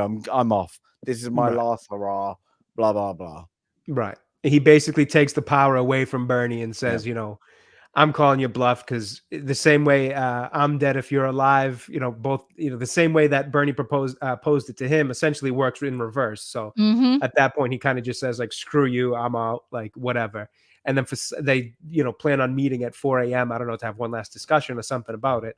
And then that's when, he, like Stacey said, Tom gives that information to Casper, except says that it's Mink, who Casper still wants to kill for his part that he played in this whole thing anyways, because he believes that now Bernie, Dane, and Mink were all in it together. So Casper wants to go there to see Mink to off him. And then Tom knows that as soon as Bernie sees Casper, that's, he's going to try to off him because his life would depend on it. And that kind of sets up this whole little scenario of kind of setting a trap for a lot of Tom's issues to be taken care of by other people. Because again, to this point, he's still we're meant to assume he's still never taken a life in his career, in the mob. So he's not really willing to do it himself. Whereas, or at least you think he's not willing to do it himself. He's trying to kind of set up this whole scenario where other people are going to kind of take care of it for him. And actually, one thing that I thought was interesting too in that scene, before we move on to the kind of final bit there, is the scene with Dane and Casper. It's interesting to see how well Tommy can manipulate people, because by all accounts, Dane was Casper's right-hand man for a lot longer than he had ever been involved with Tom. But somehow Tom's seed planting and manipulation worked so well and so effectively that he was willing to then turn on Dane. Casper was willing to turn on Dane off him, and then look at Tommy with full trust, which would then lead him to that apartment with Mink, which would ultimately be his biggest mistake because Mink wasn't there and Byrne was. But I think that's great because it's showing like Leo trusted you, and it was only because of a girl. Like everyone have that. But then Dane, Dane is going in for what? In power. You've just did over a girl. That's it. I like that bit. So I think that's a lot to do with that. I think that scene is like how Casper just went, nope, we're gonna do it. We're gonna like shovel you. Just like You've been shoveled. I like that. Yeah. We got a nice one from Abe here. This Casper prequel is most odd. Not quite the friendly ghost, Abe. Yeah, no, yeah. Oh. So then we're, surprised. I was surprised. Even having read the book, I was surprised that Byrne decides on Leo. Yep. Yeah. Well, before we get to that last bit too, we have the one final scene with Tommy and Byrne, where again Byrne flipped. You can tell he's such a fake individual because that was really super fake. Yep. So after Tommy essentially walks up to his apartment, he sees that Casper's body's kind of hanging through the railing, which he knows obviously Byrne had already offed them. Sorry, I'm just going to backtrack just lightly. This is where I think it's very well shot and very well like cinematography and because what is the first thing Tommy does before like he comes into the he's I suppose it's like a halfway house or whatever you want to call it. Like he's I suppose landlord comes out. Yep, the old lady. It's a brownstone. I love that bit. Yep. And he just goes, you want to go out, you want to go to the like whatever the gets her out of danger. Yeah, and he goes like, but you want to wait there for the police. I love that scene because he knows what's happened. He's blatantly like my plan's going to go, but he's like, just in case. Right. But I like that little scene because that like slow walk you get now, like you do know what's happened. And this is what is great about certain directors, and I think like all of us, if you don't like all the Coen brothers films, and I think, but how they do it and how they perceive it is good. The next step is great, and I think that's how they did it in this one. And I think this is what this got a lot of critical applause, is because they're waiting. You know what's up there, but you've got to wait to see it. Excuse me. And it's interesting too, because that little bit to that scene is similar to the scene with the kid in the alleyway and the dog and Rug, where it's like that you don't need it in there, but putting it in there adds that extra effect. He could have easily just walked into the brownstone or the apartment, whatever it is. He could have just walked right into it and there not be that landlord, and he's just creeping up the stairs, and the rest of the whole scene could take place without that little bit. But because they added it in there, it just gives that little extra touch of like, oh, very nicely. I like what they did there. But then it leads, so he goes up the stairs, he sees that Casper is hanging through the railing, which he knows that obviously Casper's been shot by Byrne. So he gets up, and he gets up to the top of the stairs to the doorway of his apartment, and Byrne kind of comes out, and he's like, at that point, Byrne's almost trying to have a laugh with them, where he's like, oh, I see what you did there. Like, how'd you know I'd shoot him, kill him, whatever. Like, and Tom kind of just reveals, like, not reveals, but so much is just is confident in like what his planning was. And Byrne's sitting there kind of being like, well, what's next? Like, what are we going to do now? Almost as if it's going to be like some team up of sorts, or maybe they come together to fill the hole that Casper dying, Casper being killed by Byrne leaves in terms of the mob world, or that power vacuum. And immediately Tommy's just like, oh, what was something about the guns too that they used? What was it?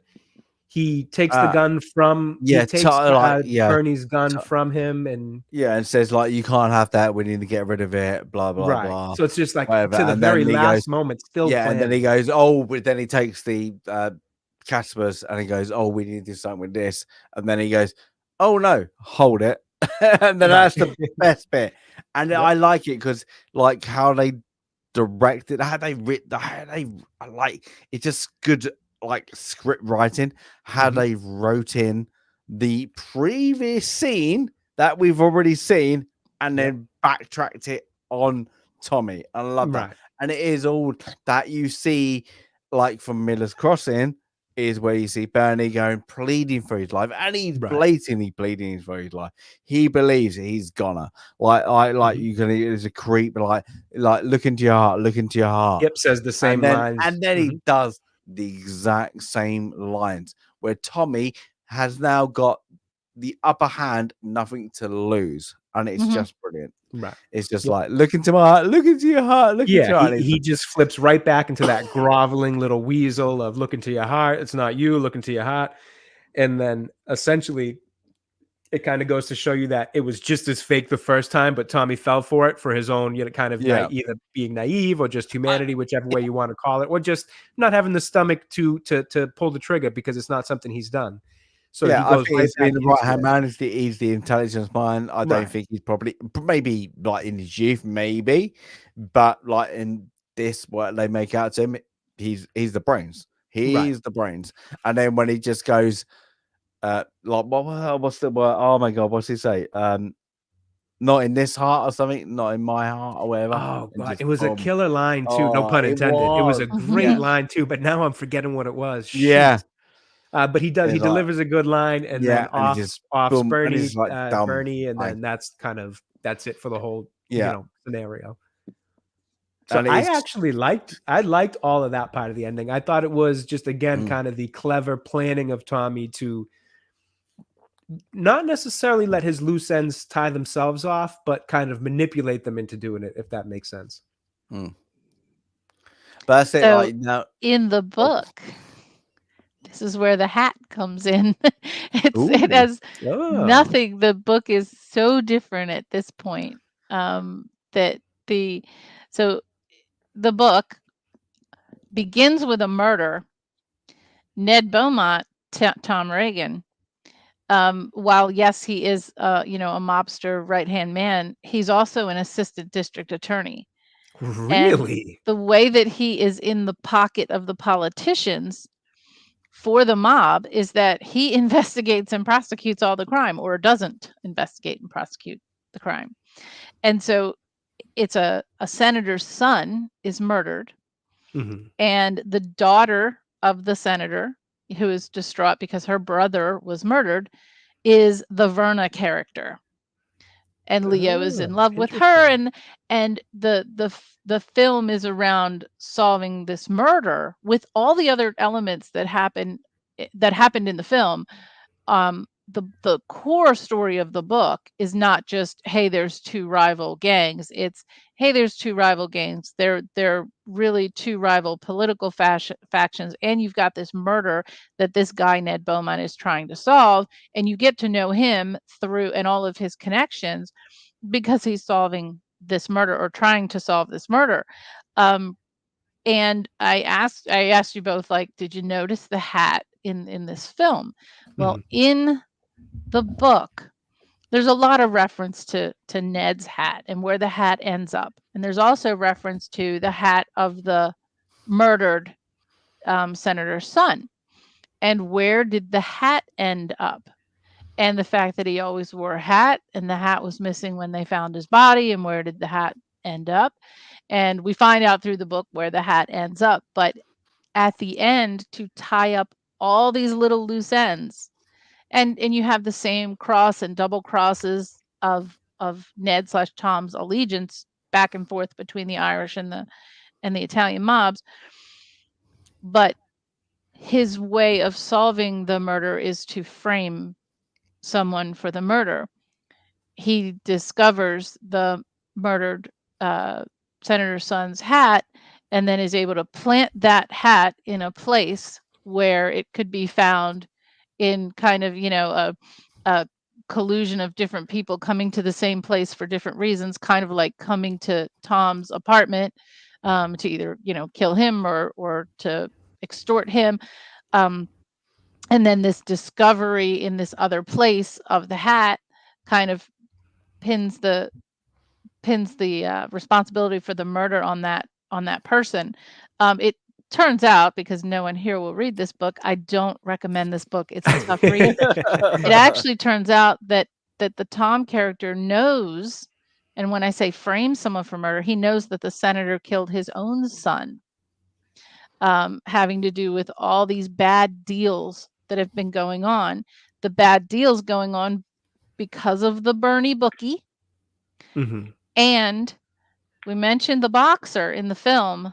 The boxer is prominent in the book because the boxer is key to the bad betting. The boxer is either supposed to throw fights that he doesn't throw, or he's supposed to be allowed to win when his opponent is supposed to throw the fight and he didn't necessarily win when he was supposed to win. So he wasn't doing what he was supposed to do. And they had different folks in their back pockets, these bookies. And that's why in the book, the Casper character, who had a different name, was so mad at Byrne. It was not Byrne, it was the boxer who wasn't doing what he was Interesting. told. Maybe, Ah, and the question then was in the book, is it because he's, been hit in the head too much? Or is it because he's on the take from a different, bookie? And yeah. that's what it is. He's getting money. He's playing both sides, right? He's going to take money from both sides, and he'll decide when he does what he's supposed to do. Oh no, it was an accident. When, so he's the one doing his own double, triple cross in the book. The book is really short, but there are 3 different stories going on in the book. There's the senator and his son. There's, Tom's whole story with the mob. And then there's this whole dynamic between Byrne, the boxer, Byrne's sister, who's, Byrne's sister is Janet / Verna, who was Mhm. dating the senator's son. I know I need a map and a compass here. But it's sort of the same. Again, the film took inspiration from the book, Mhm. but the book had another layer of story, and some of the background characters in the film were more important characters in the book.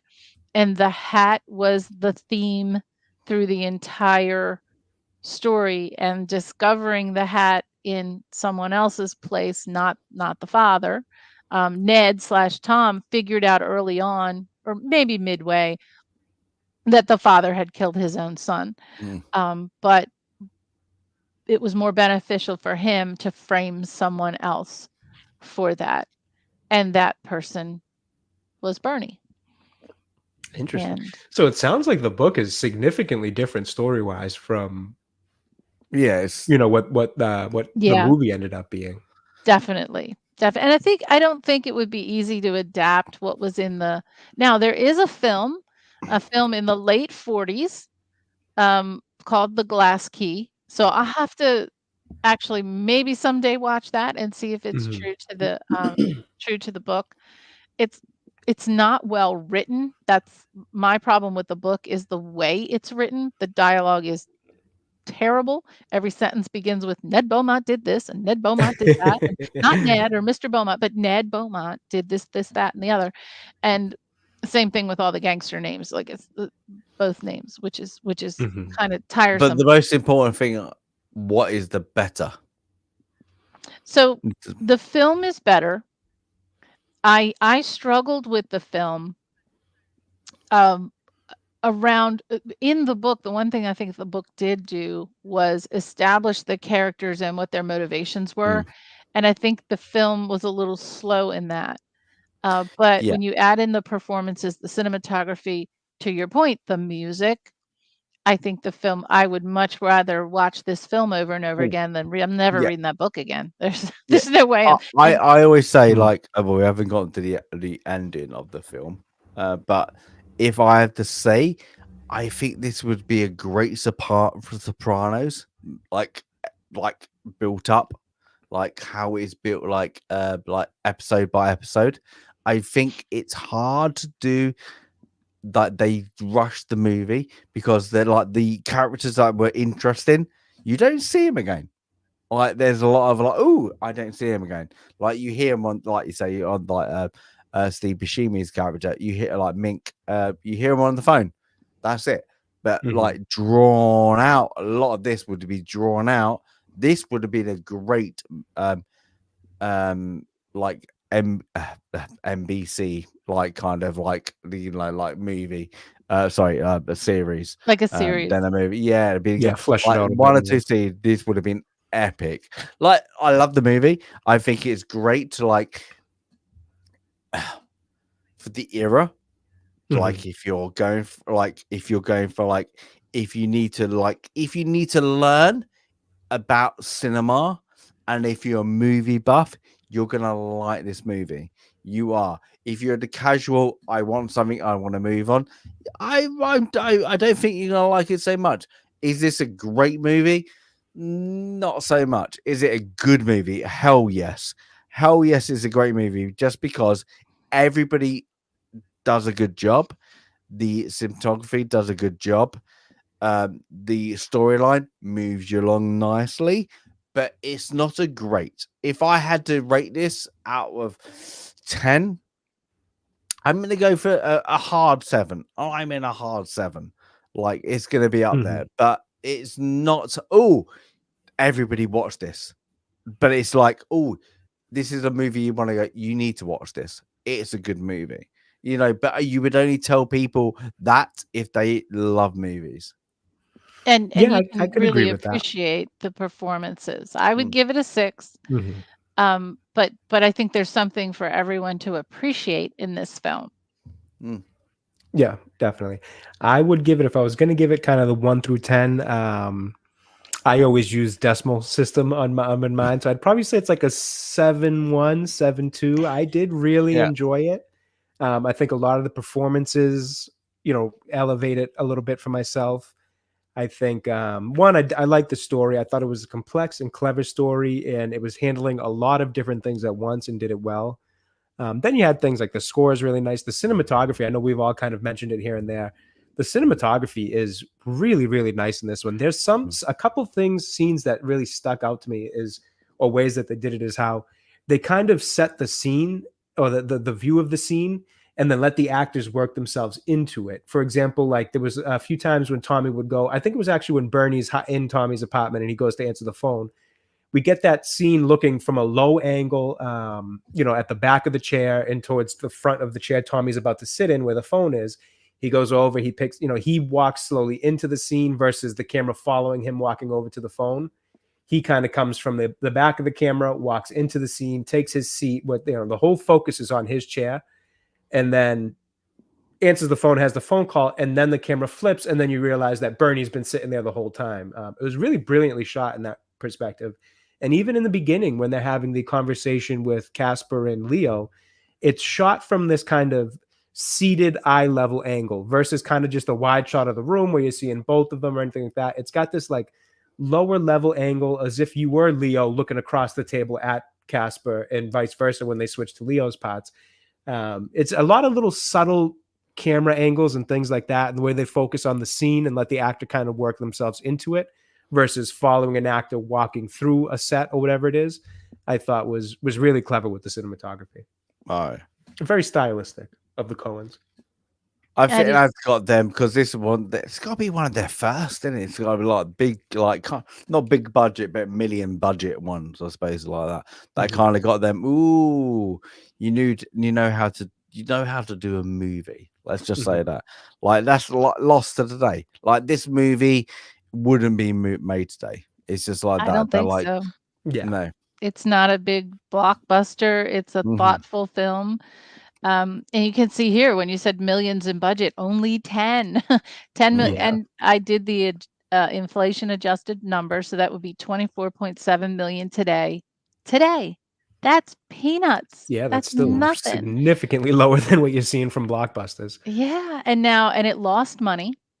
So it only made 4.7 million at the box office, which is 11 million inflation adjusted today.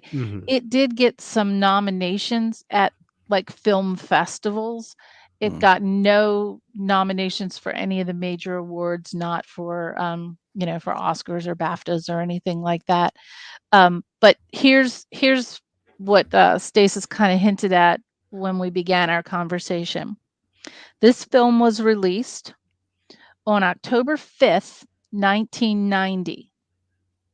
2 weeks earlier, on September 19th, 1990, for my money, the greatest gangster film of all time was released, Goodfellas.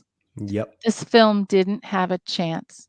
And I think that had a huge impact, not just on the box office numbers, but on how we think about it today, because I hadn't really heard of this film. I mean, I'd heard of it. I didn't know what it was about. I had no idea until I had Stasis actually spun never the even wheel. heard of it. Yeah. And I think it's because Goodfellas is released 2 weeks before this film. Yeah, talk about And overshadowing. and yeah, there's no chance that this film in the same genre with a completely different approach, a subdued And this is approach. why I just want to kind of like just show this. Yep, let me just stop this. sharing. Yep. No, that's all right. I can jump in over this. Yeah, is this, and I think this is like the top. Look at those. Look at that. Does it have any chance? Ghost. Okay, yeah, like The Hunt for Red October. What a great year that was. Pretty Woman, Home Alone, like Teenage Mutant Ninja Turtles, like I'm not saying as a 10-year-old. My Look, God, Days of Thunder. Oh my gosh, I remember that. Yeah. Wow. So look at that, and where's Born on the 4th of July. Good grief. Dances with Wolves. Okay, but where is Goodfellas? Yeah, I'm noticing that Goodfellas is even up here. So okay, so I need to go down. It's there, but it is right down there. There you go, number 34. Yeah. So this is like look at what like a Misery. year. Look at Misery. Literally, Misery ahead of Rocky Goodfellas, 5. huh? Wow. Yeah, like literally, look at that post. Like you have some. Oh my! Like Steel Magnolias. Ugh. Yeah, Jungle Book. Like you have RoboCop 2 was going to Tango and Cash. Like everybody's heard of them. It's like literally like, but you have like Predator 2, like Predator, like RoboCop 2. Look at these. Okay. Child Play. We need to do a future show. We need to do a future on a year. Like that. Wow. That was terrible. Oh God, that was a horrible film. A terrible movie. It's going to bring in people. Oh my God, look, Glory. Oh my goodness. Yeah. There's one of my favorite films there. Glory. Same year. Exactly. Wow. So like this is when you take it into like the top 10. The top 10. Ghost. All these girly movies. Ghost, Pretty Woman, Teenage Mutant Ninja Turtles. Yeah, but it goes to show you like, the thing is, like you've got this. Everybody like 9. You've watched them multiple times, even if you don't like them. Somebody wants to go for them.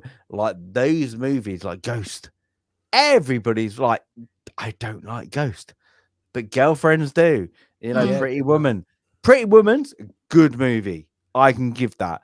Home Alone are a great movie. You know, you got that. Teenage Mutant Ninja Turtles is an awful movie of a great IP. Right. Yeah.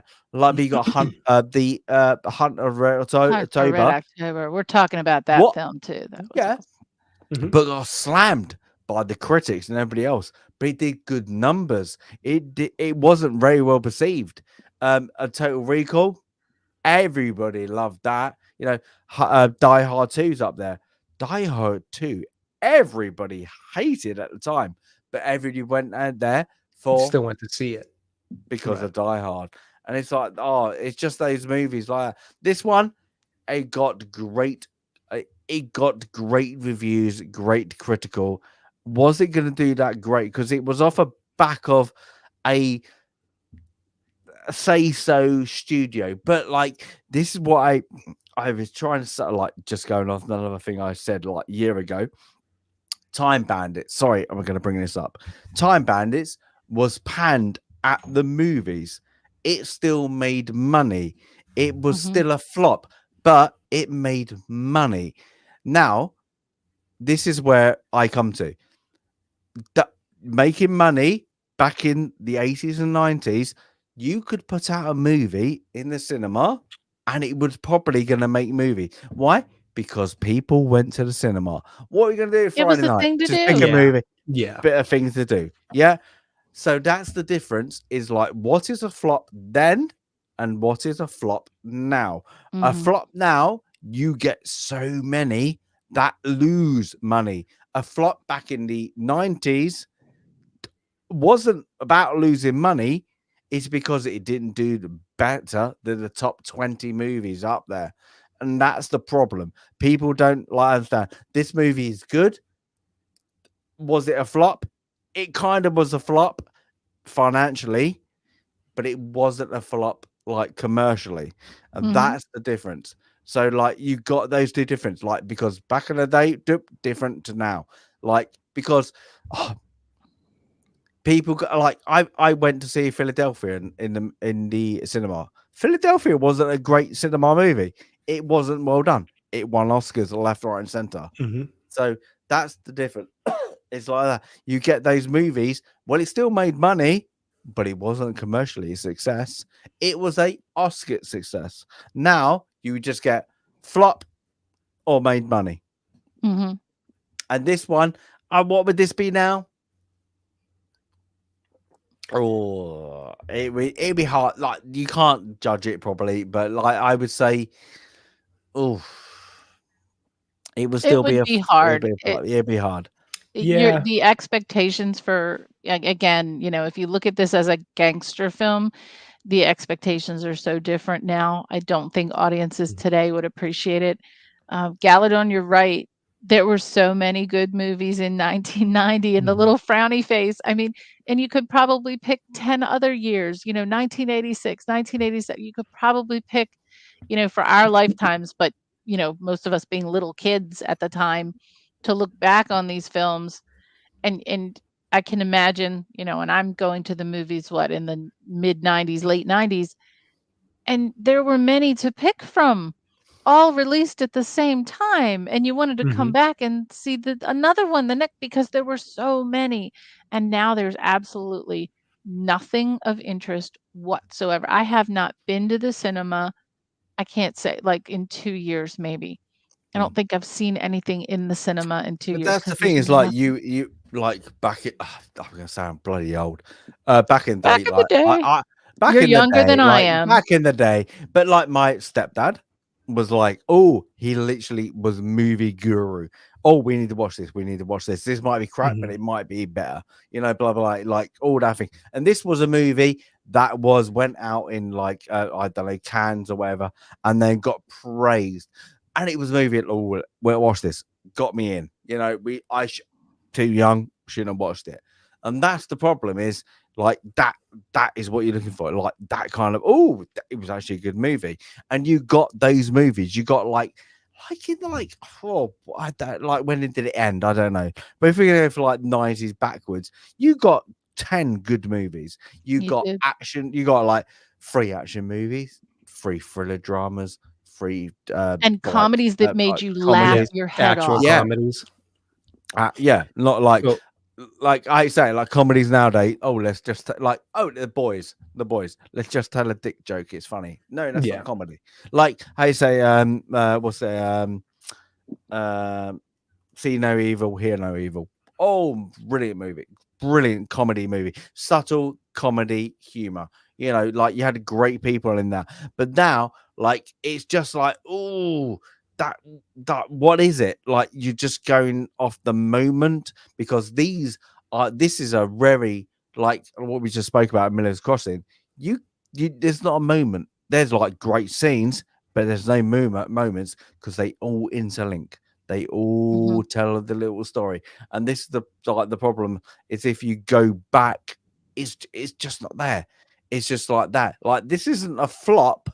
It just wasn't well received. Now Mhm. the problem is like now was like well I'm talking about time bandits. Time Bandits. made money, yeah, but it was perceived as a flop. Why? Because it was up against Raiders of the Lost Ark. It was up against ET. That's why that was a flop, because it didn't bring in 300 million. It brought in 40 million. That's the difference. Literally $10 million budget that made a hell of a lot of money to the production value. This probably made a lot of money to the production value. It was still considered a not conceived as a great cinema movie. It's got everybody I've ever listened to. It's great, but you look at like big budget movies. Everybody, well, when did cinema die? Probably when Blockbusters closed. Probably. I'm gonna. It's probably. I mean, probably like, so I was born in 92, and even growing up, like early 2000s, we still went, my friends from even like late 90s, watching some of the Disney movies, things like that. We'd go, a group of the kids and parents would take us. But even growing up as teenagers, like from, 2007 to 2010, 11, we still went to the movies quite a bit. I'm trying to think of when it really died off. And even then, it was kind of like your big blockbusters. It wasn't that same way in the 90s of, almost like in Seinfeld, where they'd always just be going to the theater to see, some movies playing, we'll get a ticket like that. I think was a lot more prevalent then.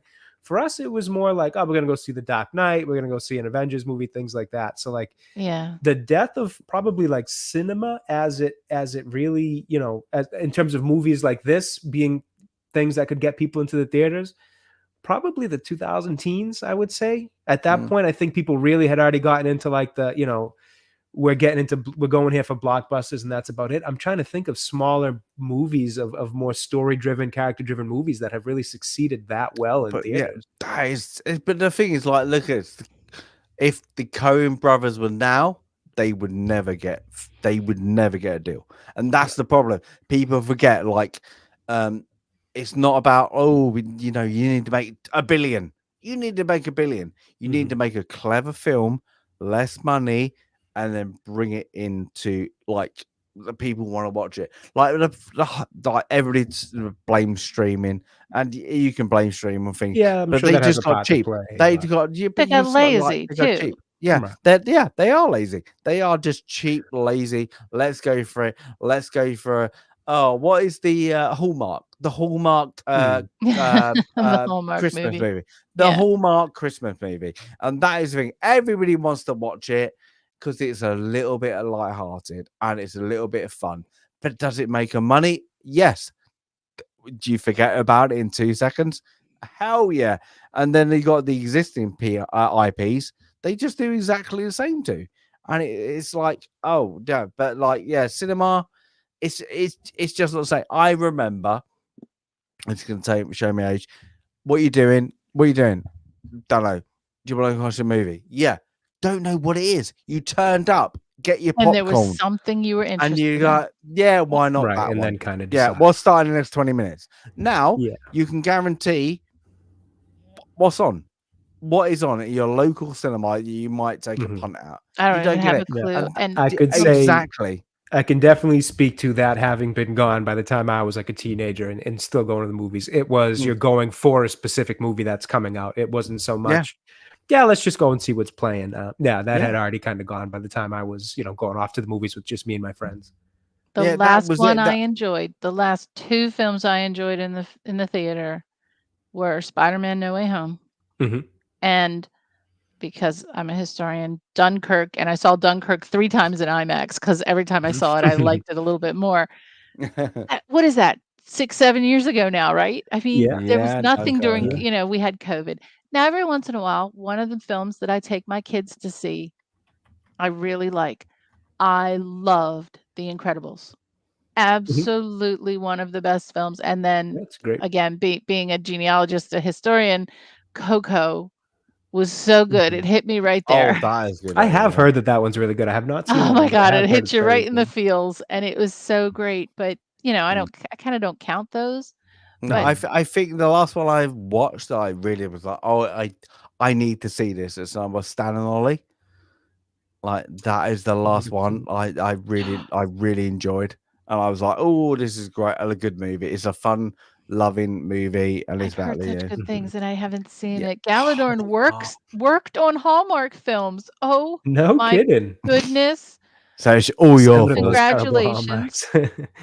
Hallmarks. So for me, because I obviously do my reviews, I go to the movies still quite frequently to try to see them as quick as I can and then get the review out. And it's been such a mix of soulless CGI movies like the newest King Kong and Godzilla and Madam Web. But then there has Ugh. been a mix of things like the Iron Claw, for example, which I thought was a really, really good movie. It was, just a true story of, obviously if based on true story, they kind of changed it up a little bit of that wrestling family, the Von Erichs and all that. And there's a lot of heart to it. There's a lot of Oh, great that is with acting. yes, Zac what's Efron his plays Zac Efron. the main Zac one. Yeah, Efron. I kind of liked it, but it was lacking It was, into the grips. It was that needed to be like 45 minutes longer. I liked that movie. yeah, I I do liked it, agree. but I I was like, liked it a oh, lot, but I you also felt like it could have pulled me in a little yeah, more with, and yeah. they It left out a whole it story needed to about make you another cry. It brother. needed to make you Yeah. cry. And Yeah, I felt it like it didn't. was on the verge of it at times, but it didn't kind Yes, of dig 100%. deep enough. And then they kind of like took out a whole story of another brother that was in that family who also had passed away and all that. So they could have gone into it a little bit deeper, but I did enjoy it. I did, gave it a good review and I recommended it to a few people who also watched it and enjoyed it. That one was good. I'm trying to think back. It's unfortunately part of the whole YouTube thing too is that blockbusters tend to do a little bit better, in terms of views and all that. So like the main ones I'll see there have been blockbusters. But occasionally I do try to see those A24 style kind of, not so much indie, but a little bit more, lesser productions like an Iron Claw. I'm trying to think back. I can't think of one off the top of my head, but The Whale was one that I watched a few years back. That was actually before I started doing reviews. I just wanted to see Brendan Fraser's performance in that because I had heard such good things about it. Mhm. That was another one I went to see. So yeah, unfortunately now the draw tends to be these big budget blockbusters to get people into theaters. And for the most part, a lot of them are just these soulless CGI, crank them out, stick a message in it, movies. They're not particularly good. No, But I think that's for what sure. it's got to. It's like they don't want this, like, Miller's Crossing. Oh, it's a bit intelligent. If you got to go there, it's a bit intelligent. They want that. Oh, this wouldn't do great on a streaming service because what's the best way? It's not a Bridgerton. It's not like I can forget about it and move on. It's like, oh, this is thought provoking. You got to put down your phone and actually, watch the whole thing. It was like that. I loved like watching my girlfriend. Like, oh, what you need to watch this, and then within 10 minutes, she would like didn't talk to me. She was like on her phone. 10 minutes in, she was like, I need to watch this. This is interesting, and it's like that. And like we got fingers on the cards, people. The random wheel has turned, and she was like, "What is that? What is that? I've never heard about that." And then she got interested about like, "Oh, well, we're going to do a review on this." And she was like, "What? I've never heard about this. What is this? What is that?" And it's like that. But that is the problem. It's like it's either like action related non-drama is what it never used to be, or drama to the point it gets like political. I hate to say that, like as you guys are American, you do know that, and like the Brits and the rest of the world go, "Oh my god, what are you talking about?" That is why I think the insert of like look at Korean, Japanese movies that come over because they're just fun. We need more of movies. that. We Well, need look, more international cinema. It's unfortunate that, we don't get those films here. And when I say get, I mean both in both connotations. We Yeah. don't get them, we don't have them, and we also don't understand them because the audiences here are so dumbed down, which is unfortunate. Right. I try to look for films, and I did remember another one that I saw in the cinema, I guess relatively recently, that I liked that was smaller, but The Menu. Oh yeah, I haven't seen it, I but I'm like familiar that. with Yeah, it. Ralph Fiennes or Fiennes, however it's Ray yeah. pronounced. Fiennes. Yeah, we It's a can't talk very about it. It's another It's interesting. It's interesting. Another one. It's Don't not spoil great, it. We but can't say anything. it's interesting. It's It's interesting. I weird. mean, Okay, I'll say it. It's weird.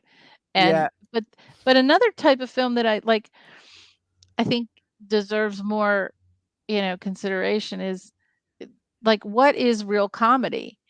And what passes for comedy today, if it doesn't make you laugh or smile, we talked earlier about wit, but there are some extremely well-written comedies that are in layers, and they can do both. They can, do what Shakespeare did, which was to entertain the rabble, the peasants and the peons with the bawdy jokes, but also have some intelligence behind it. Mhm. And I go back now and I look at some comedies from like the 80s and the 90s, and they made me laugh like, like mad when I was a kid.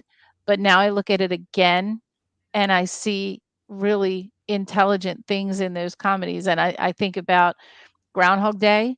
I think about Planes, Trains, and Automobiles. They're Mhm. hugely fun movies, but there's underlying stories there that are really thoughtful and intelligent. That is the problem. Like nowadays, like especially like that, like the British in like toilet humor, as we call it. It's It's very wit. funny. It's Mhm. wit. Yeah, but now you just get, like I said earlier, you can see it dick jokes. Something, oh, it makes you cringe. Mhm. Like that what's it, The Office? Yeah. Mhm. It's funny because it makes you cringe. That's not, I do not see that comedy. I've never have as humor. The humor is let's say is because it all driven, and like I say, it's like the like Richard Pariah's or like it's like, like that is subtle humor. It's a Monty Python. It's like a Faulty Towers humor where you're not Mhm. expecting it, and then bang, oh, that was funny. And there's great Like there's build wordplay. up. It's well It's not written. like, yeah, it's well written. Like there's a build up to that. Oh, I got you what you were trying to say. It's not that, oh, look, dick joke. Right. What you saying? And that's like if you both watched any of the boys, like it was interesting. And then they just went, that's how we're gonna make you funny. That's Mhm. how, like, just show a dick on screen, and you're like, that's not humor, because it was just there. It's like that. So I think they've got, like, the modern writers, let's say for comedian, have they gone away from the, like, the, like, I always say this, and I'm always gonna say is the day comedy die was when Rick Mao and Robin Williams died. That's it. Nobody's built it Mhm. up. Nobody's understood humor. They've all gone like, oh, what's going to be on screen? They've not understand the timing of humor, and that's it. Like I cannot say a good what in the last 10 years, probably, and that is honest, a good comedy movie. Mhm. I can't think of one, to be honest with you. I would watch Waterboy, and it's funny, it's stupid, and I get Waterboy. I still get that, and it's still funny. You could do it, like it is funny, and it's funny in a stupid way. Like Mhm. Dumb and Dumber. I hated that movie, and then it grew on me, and I still get it. Mhm. Like I like the humor still there. They're like two like very Hollywood ones, but they're still funny. They're like, oh, I get Mhm. it now. Name, like, okay, let's go. What with 2024, 2020. Name a good I comedy in can't the even last 4 years. think I of can't. comedies that came out, to be honest with you, I in the can't at past couple all. years, because I've just No, avoided them all because they're all funny for, I don't know, maybe some parts of Twitter, but the humor just doesn't land with me on any of this stuff lately. But exactly. see, Like to me, it's the chat, ones go for it. at many different levels. So for me, like, and again, I was older when I saw it, so I saw it on television. The movie Tootsie Mm, just hit me for a lot of different reasons. There's so many different levels to that movie. It's Mhm. funny, it's hilarious, but it speaks about how hard it is to get a job, and how hard it is to be a woman, and how hard it is to be a man trying to be a woman to get a job. And all those different pieces, but incredibly well written, great actors pulling it off. Lucille Ball, Lucille Ball, and we'll talk about that someday, her influence on the entire film industry. Lucille Ball is the reason why Star Trek was made. Why? Because her and her husband Desi decided to invest in um, the studio to allow it to be made when every other studio had rejected it. She's the mother of sci-fi. She's the mother of comedy, and she wrote and rewrote scripts and blocked scenes and rehearsed until her co-stars absolutely hated her, but it was the timing, it was the delivery. And you can go back today and watch I Love Lucy and still laugh your head off, even if you've seen the same scenes a million times. When this little kid looks up at Lucy and says, and insults her. And she looks down at him and says, "What kind of a nitwit do you think I am?" And the little kid says, "I don't know, lady. What kind are you?" That kid was like 5 years old, and she got that performance out of him because she wrote those lines. That just does not exist anymore. And she cared. I think those who But do you think succeed. it's the people behind it? Because I always like the 60s, that like like the stuff. I love black and white like comedies. Oh yeah. I will piss myself like watching them. But do you think it's like I'm just gonna how you gonna say it? You're gonna diss the Americans here. This is a liberal. Cannot say that anymore, because I say like one of the best shows like in the Brits here is going to be Hello Hello. It's absolutely tons funny. It's a based like in France by Vimy like with the Nazis, and they just take the piss out of everyone. The Nazis, like one of the Nazis are gay, and the British are talking like this. Hello, blah blah blah blah blah. Tally ho and away. And it's got the French guy is like this ugly. I can't remember his guy. He's always got the always going after the better looking woman, and it's hilarious. But that kind of scenario wouldn't be made today because you've got that kind of political driven. Now, do you think that is because otherwise the writers don't understand comedy, or do you think it's a political thing that they don't want to drive any force? They just want their own argument. I think that's part of it, but I think the laziness supersedes the political correctness. I think the lowest possible effort to get the greatest possible return is what every studio is going for. And so they don't put the thought and care into the writing. I'll keep saying it again. It's writing, writing, writing. They don't put the thought and care into the writing. They purchase every IP because they think they'll jangle the keys of Star Wars. They'll jangle the keys of whatever other IP out there that we're destroying for a quick buck. And the political correctness, yes, it does impact the particular jokes and setups, but that's not what's driving it. Laziness and just, cheap, quick films. And it's so misplaced. It's completely the wrong way to think, because durable, enduring movies, in other words, to create the next IP, you have to have something really good, and we're never going to have a new IP. What do we think? Harry Potter was the last new original bit of intellectual property. What do we think? In terms of like a generational Wow. one, yeah, to be honest with you. That's gonna be And like that's 30 years ago now, right? 20 years ago. Would have been 1999, I think, was the first the movie. The books, first the book would have been movies, what, like then 18 Yeah. years ago. But there's Yeah. nothing new. Since then, Right. everything else is recycled. So where are you So- going to get the But next that's the new thing is like thing? the old side of it. Looking at the books, looking at the up and coming screenwriters, whatever. Ooh, what's good now? It's all about you say like look. I say go back Time Bandits because they're going to be the new thing. Time Bandits. Oh, what is Time Bandits? It's like nobody had the figures, nobody had the posters. Yeah, it's this received later in.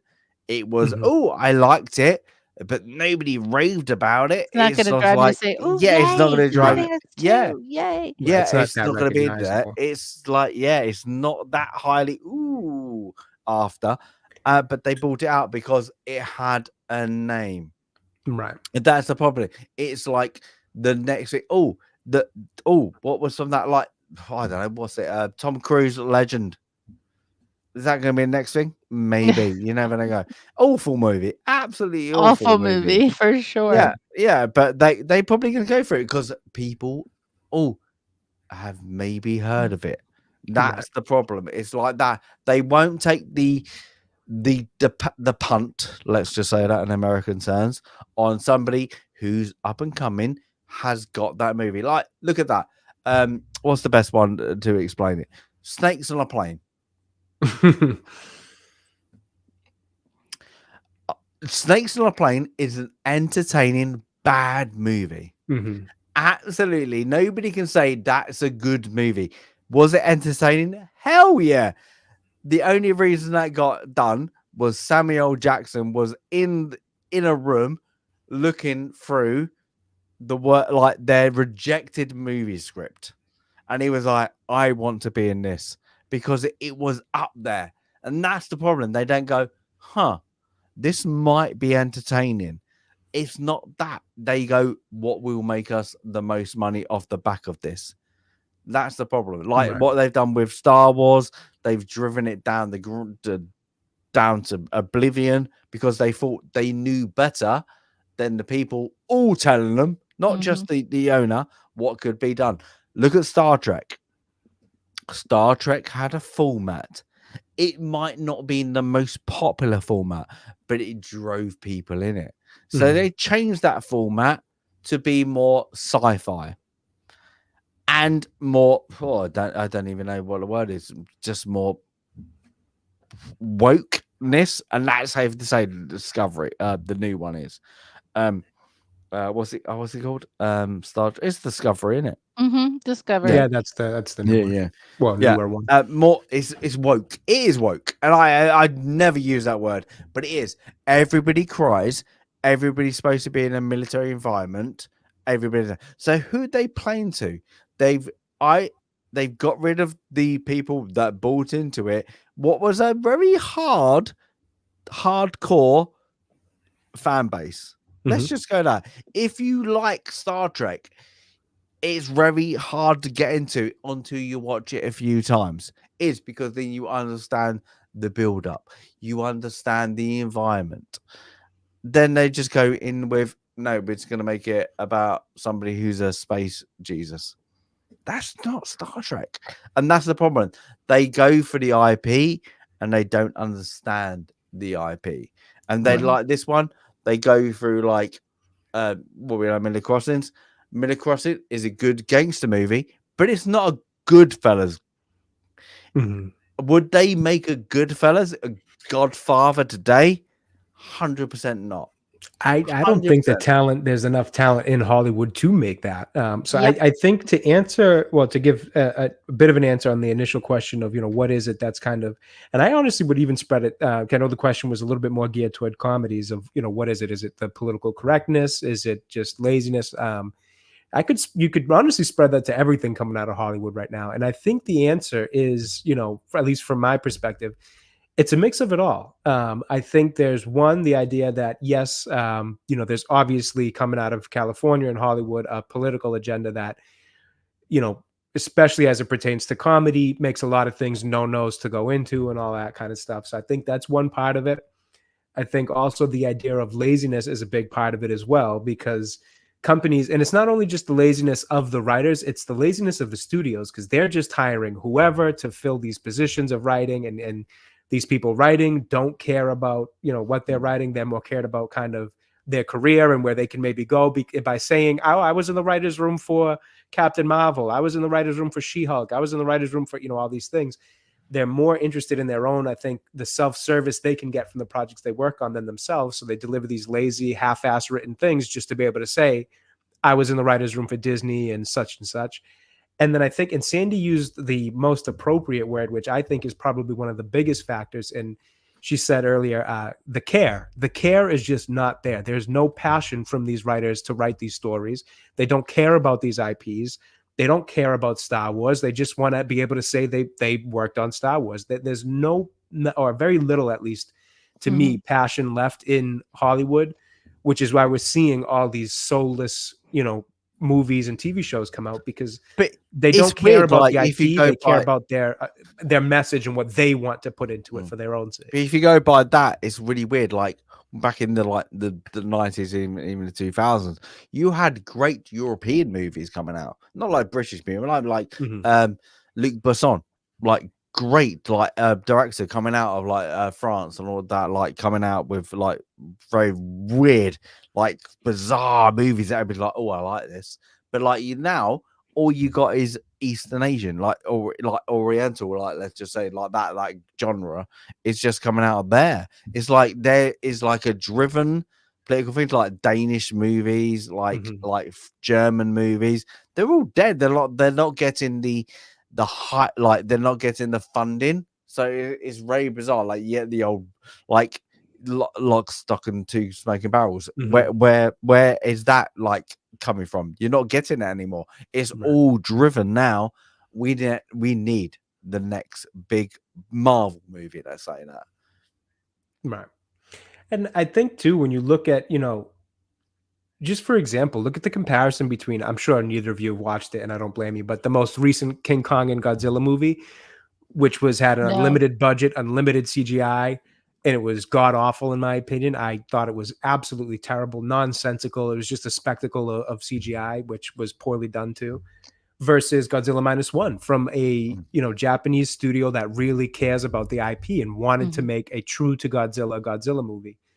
And then part of it is, you see, like, I have a perfect little anecdote for it. I have been pushing people in my, my friends in our group chat and all that to go to watch Godzilla -1 since it's on Netflix, all that. Since it came out, I'm like, go to the theaters and watch it. But since they didn't do that, I'm like, well, now it's in your home, so just watch it. It's on Netflix. Just watch the damn movie. It's a great movie. And they're all like, yeah, I don't really want to. Like, well, I'll get around to it. But then once just the other day, somebody asked in the group chat, like, oh, how was that new King Kong and Godzilla movie? I'm like, it was terrible. Go watch Godzilla -1. And every one of them was like, oh, I'll probably watch the King Kong Godzilla one instead. I'm like, so there's such like an acceptance of this kind of soulless Garbage. CGI crap. The thing is, I'm going to interject like, that. Why not challenge yourself to go watch Godzilla, Godzilla -1? Yeah. Godzilla -1. I liked it. But was it a good movie? It's a mid movie, but it's better than anything we've had out recently. And the best thing about it, what it was trying to do dialogue before the CGI stuff. And that's what I liked about the movie. Is it a great movie? No, it's not. But is it an entertaining movie? Yes, because it builds up the characters before the monsters.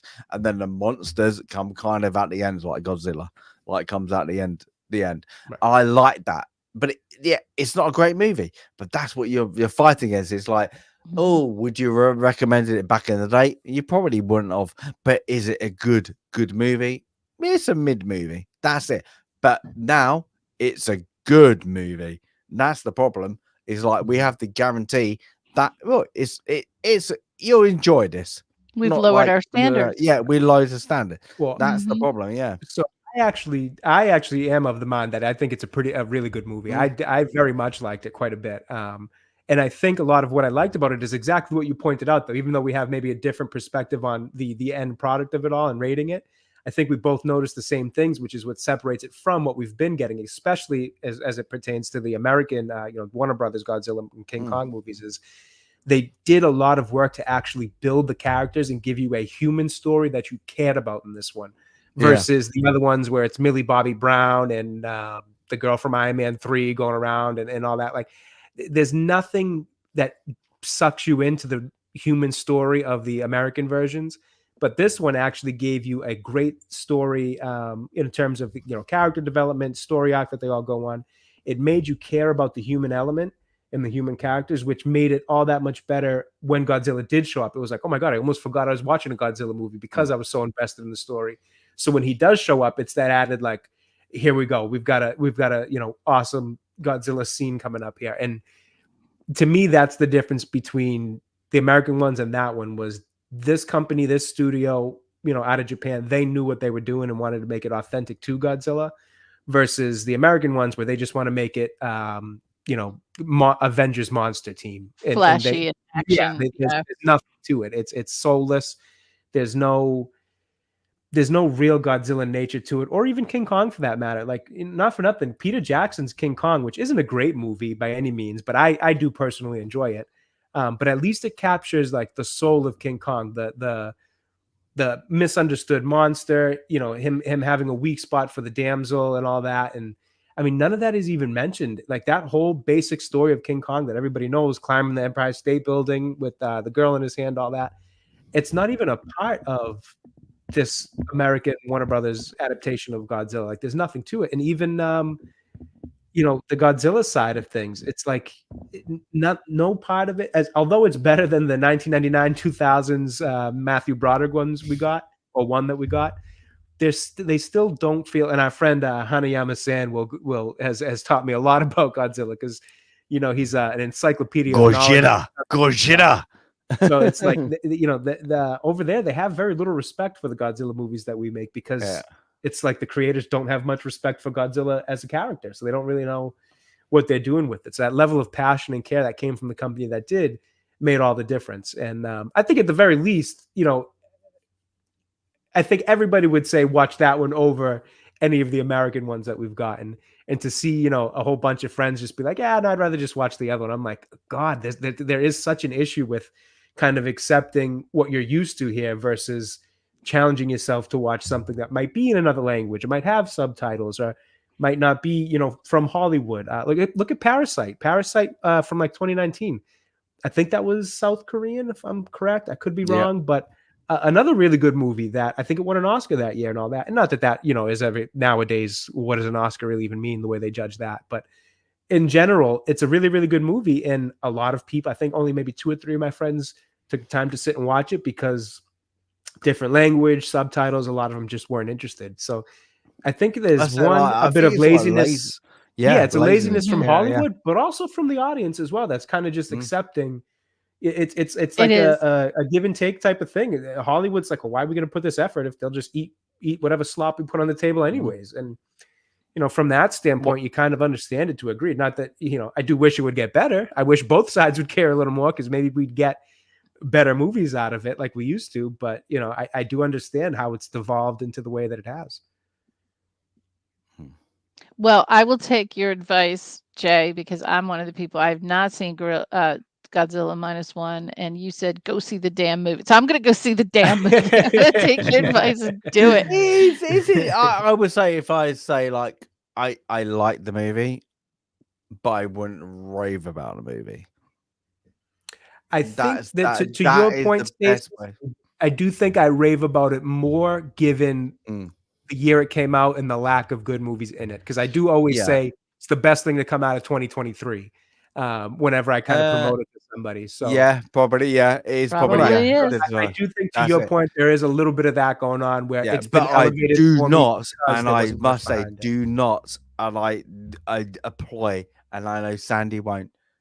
Anybody, do not bloody watch the bloody dub version. Oh yeah. Oh no, subtitles, 100%. No, subtitles, all that stuff. But I want to hear the actor. I want to hear the actor's voice. I want to hear them acting. I want to hear the expression.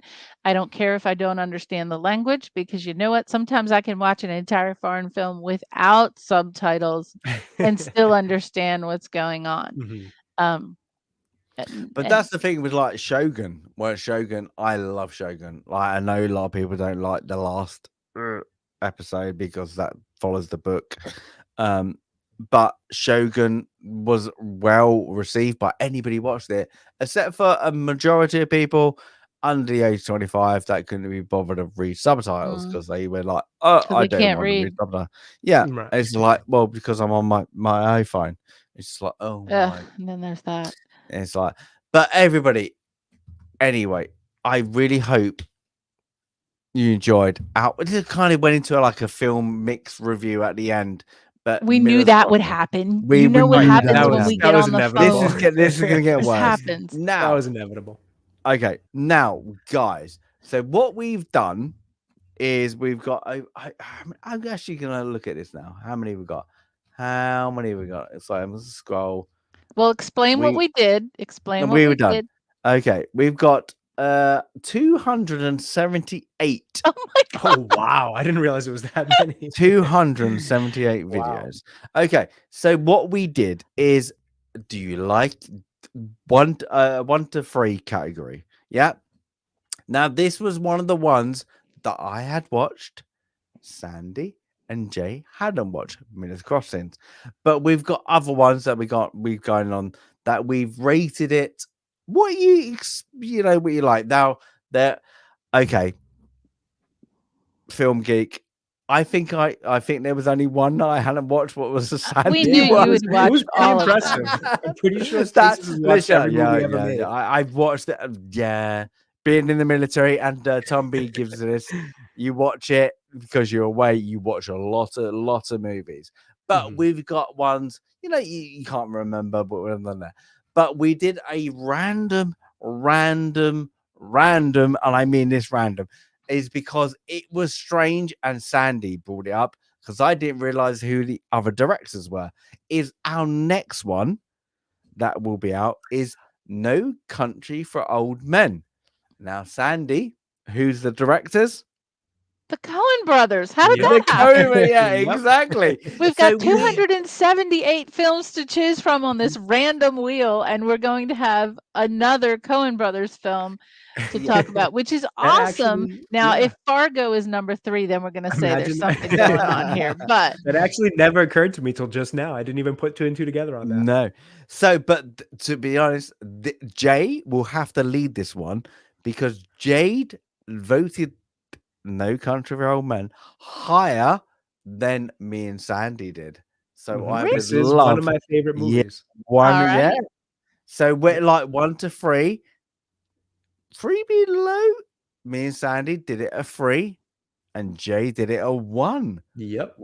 This is one of Ooh. my tops. I'm actually And really excited we got this one because yeah, I've been telling my wife for months, if not years. I'm like, we've got to watch this movie. And every time I scroll by, I'm like, you want to do this one tonight? She's like, no, I want something a little lighter, a little bit more fun. So for like years now, I've been like, we got to watch No Country for Old Men. So we're finally going to sit down and I'm going to watch it just to, rewatch it. I, know it front to back, but just to rewatch it for my own sake to come fresh into the stream.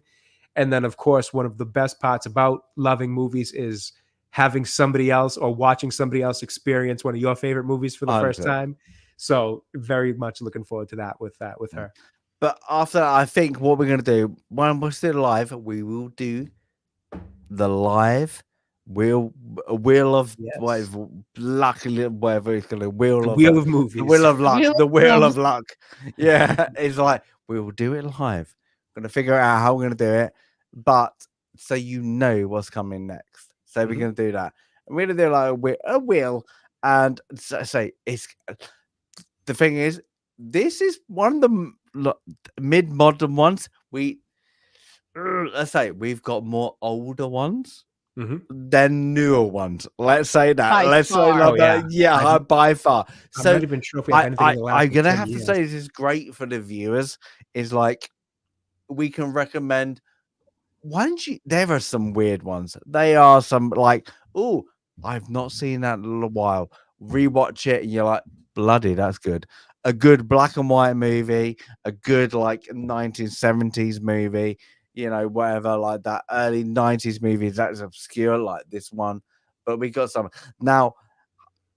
By the look of things, there isn't not much after 2020. What did we say? 2012? I think If you and I if decided even like 90% of the films are before Yeah.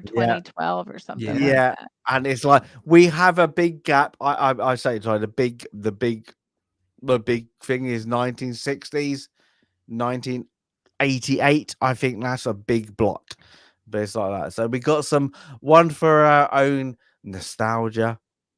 We got ones that probably our parents, guardians, or whatever have made us watch, and we just loved it. But we've got some good ones. Just the wheel is gonna rotate and gonna give some good ones. That's So going to I'm be looking forward great. to it.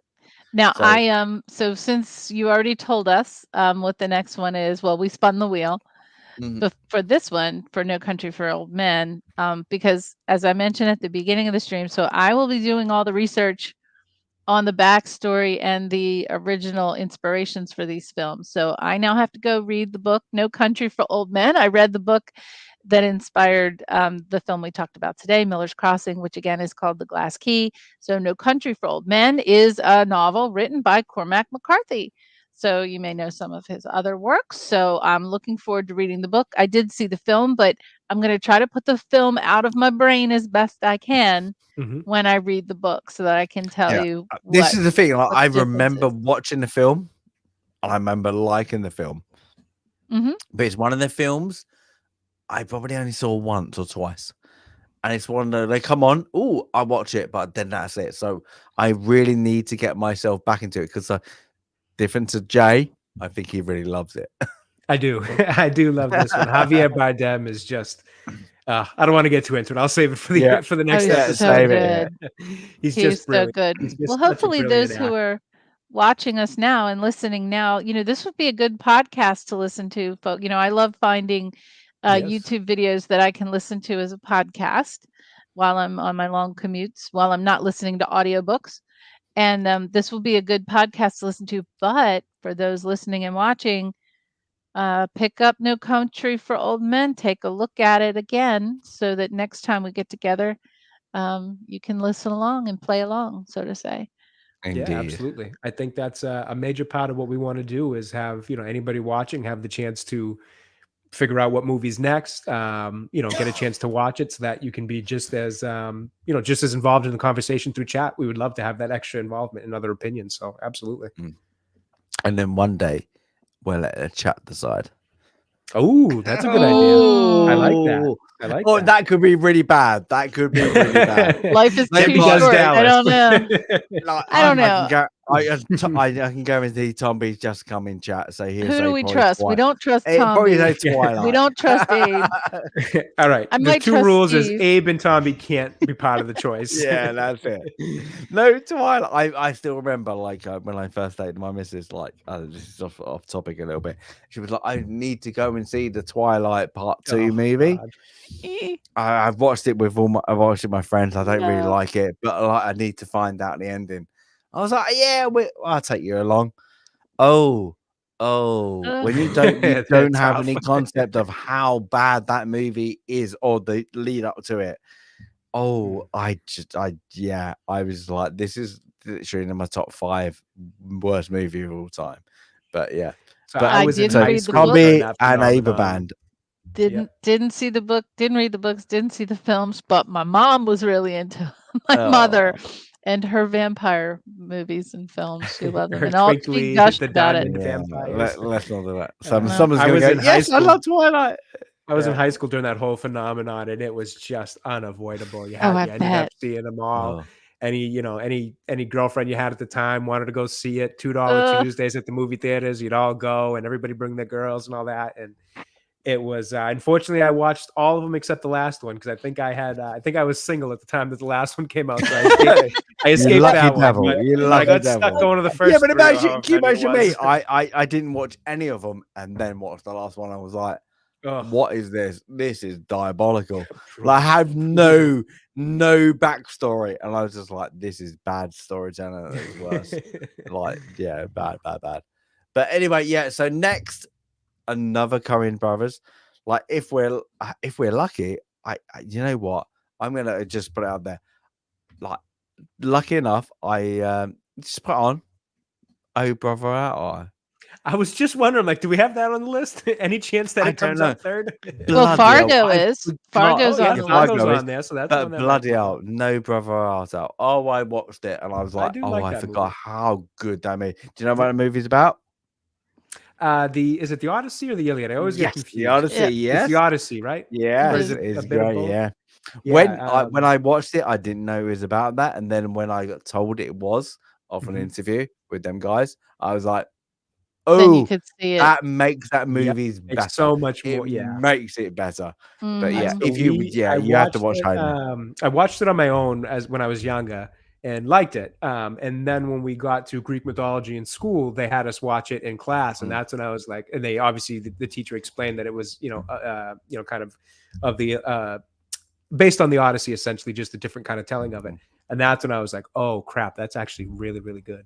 So Oh, since very. then, it's become a movie that I do like It's quite a bit. it's what the second favorite Jules Clooney movie for Sandy after the Roman one. Well, let me say the only film that I have ever walked out of in a theater, and I'm not kidding, like got up and walked out, was a Coen Brothers film, Hail Caesar. I don't know if anyone in chat saw Oh, it or was if any that of you. bad? It was horrendously I've bad. I've That's never strange. ever seen it. To be I remember honest. the trailers. I think because Scarlett Johansson was in it, and Tatum, It maybe was Channing Tatum. It was a so studded cast. bad. Yeah, Clooney. George Clooney, was Yeah. this was it was kind of, if you know the backstory for the movie Cleopatra, so far over budget, Liz Taylor's, epic landmark film of Cleopatra, and it was so over budget and so horribly made and ended up, I think, not making a lot of money. So this is taking the male side of the story, which is, Caesar, the story of Caesar, Hail Caesar, and it's the behind the scenes at the studio. It's running over budget. There's all these temperamental actors. It was so, and I gave it like 40 minutes maybe. And I just thought to myself, life is too short.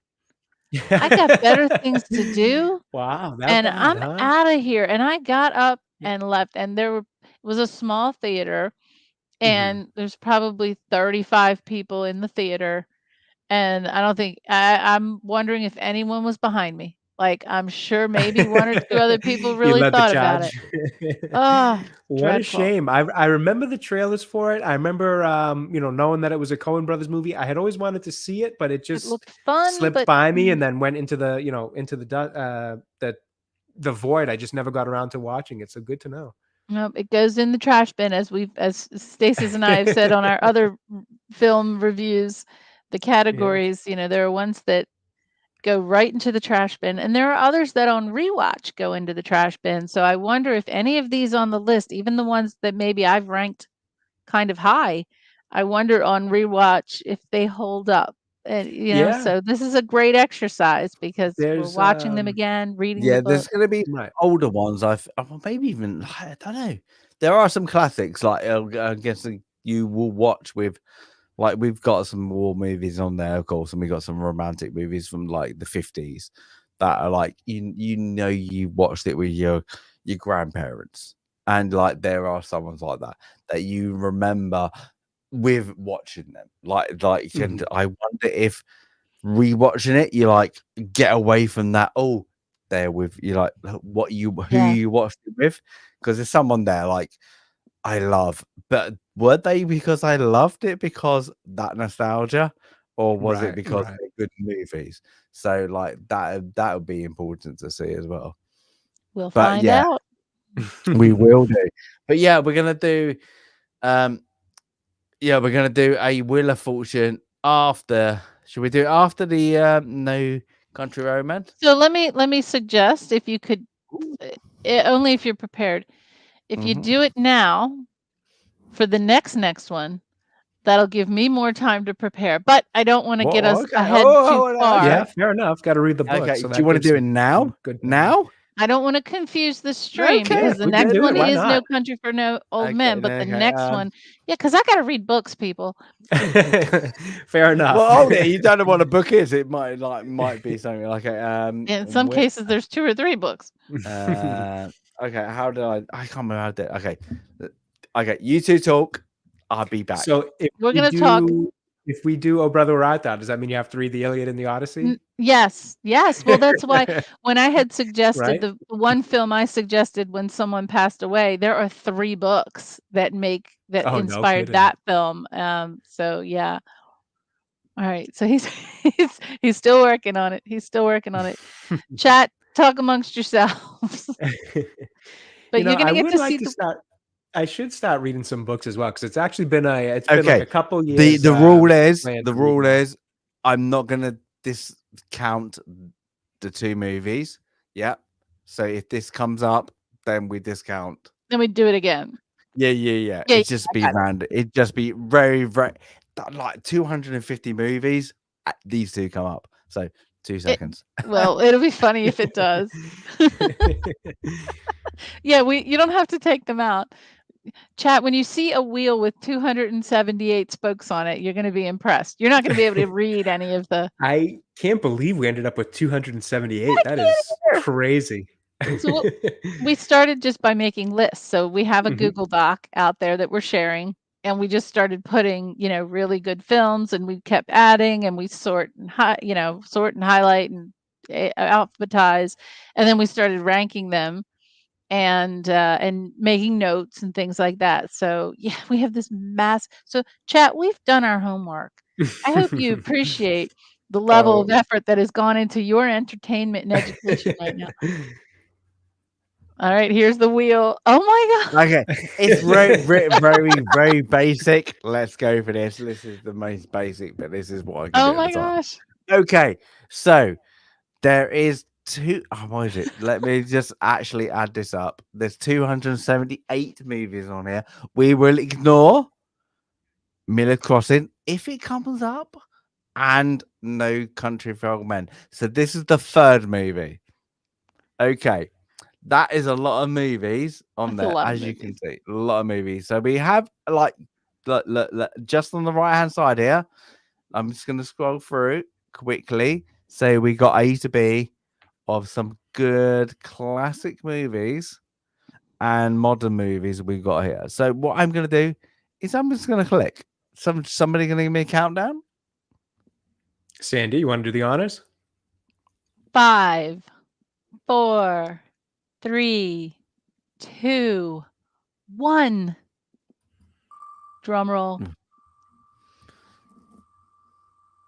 It's going to And be the winner Fargo. I know is- it.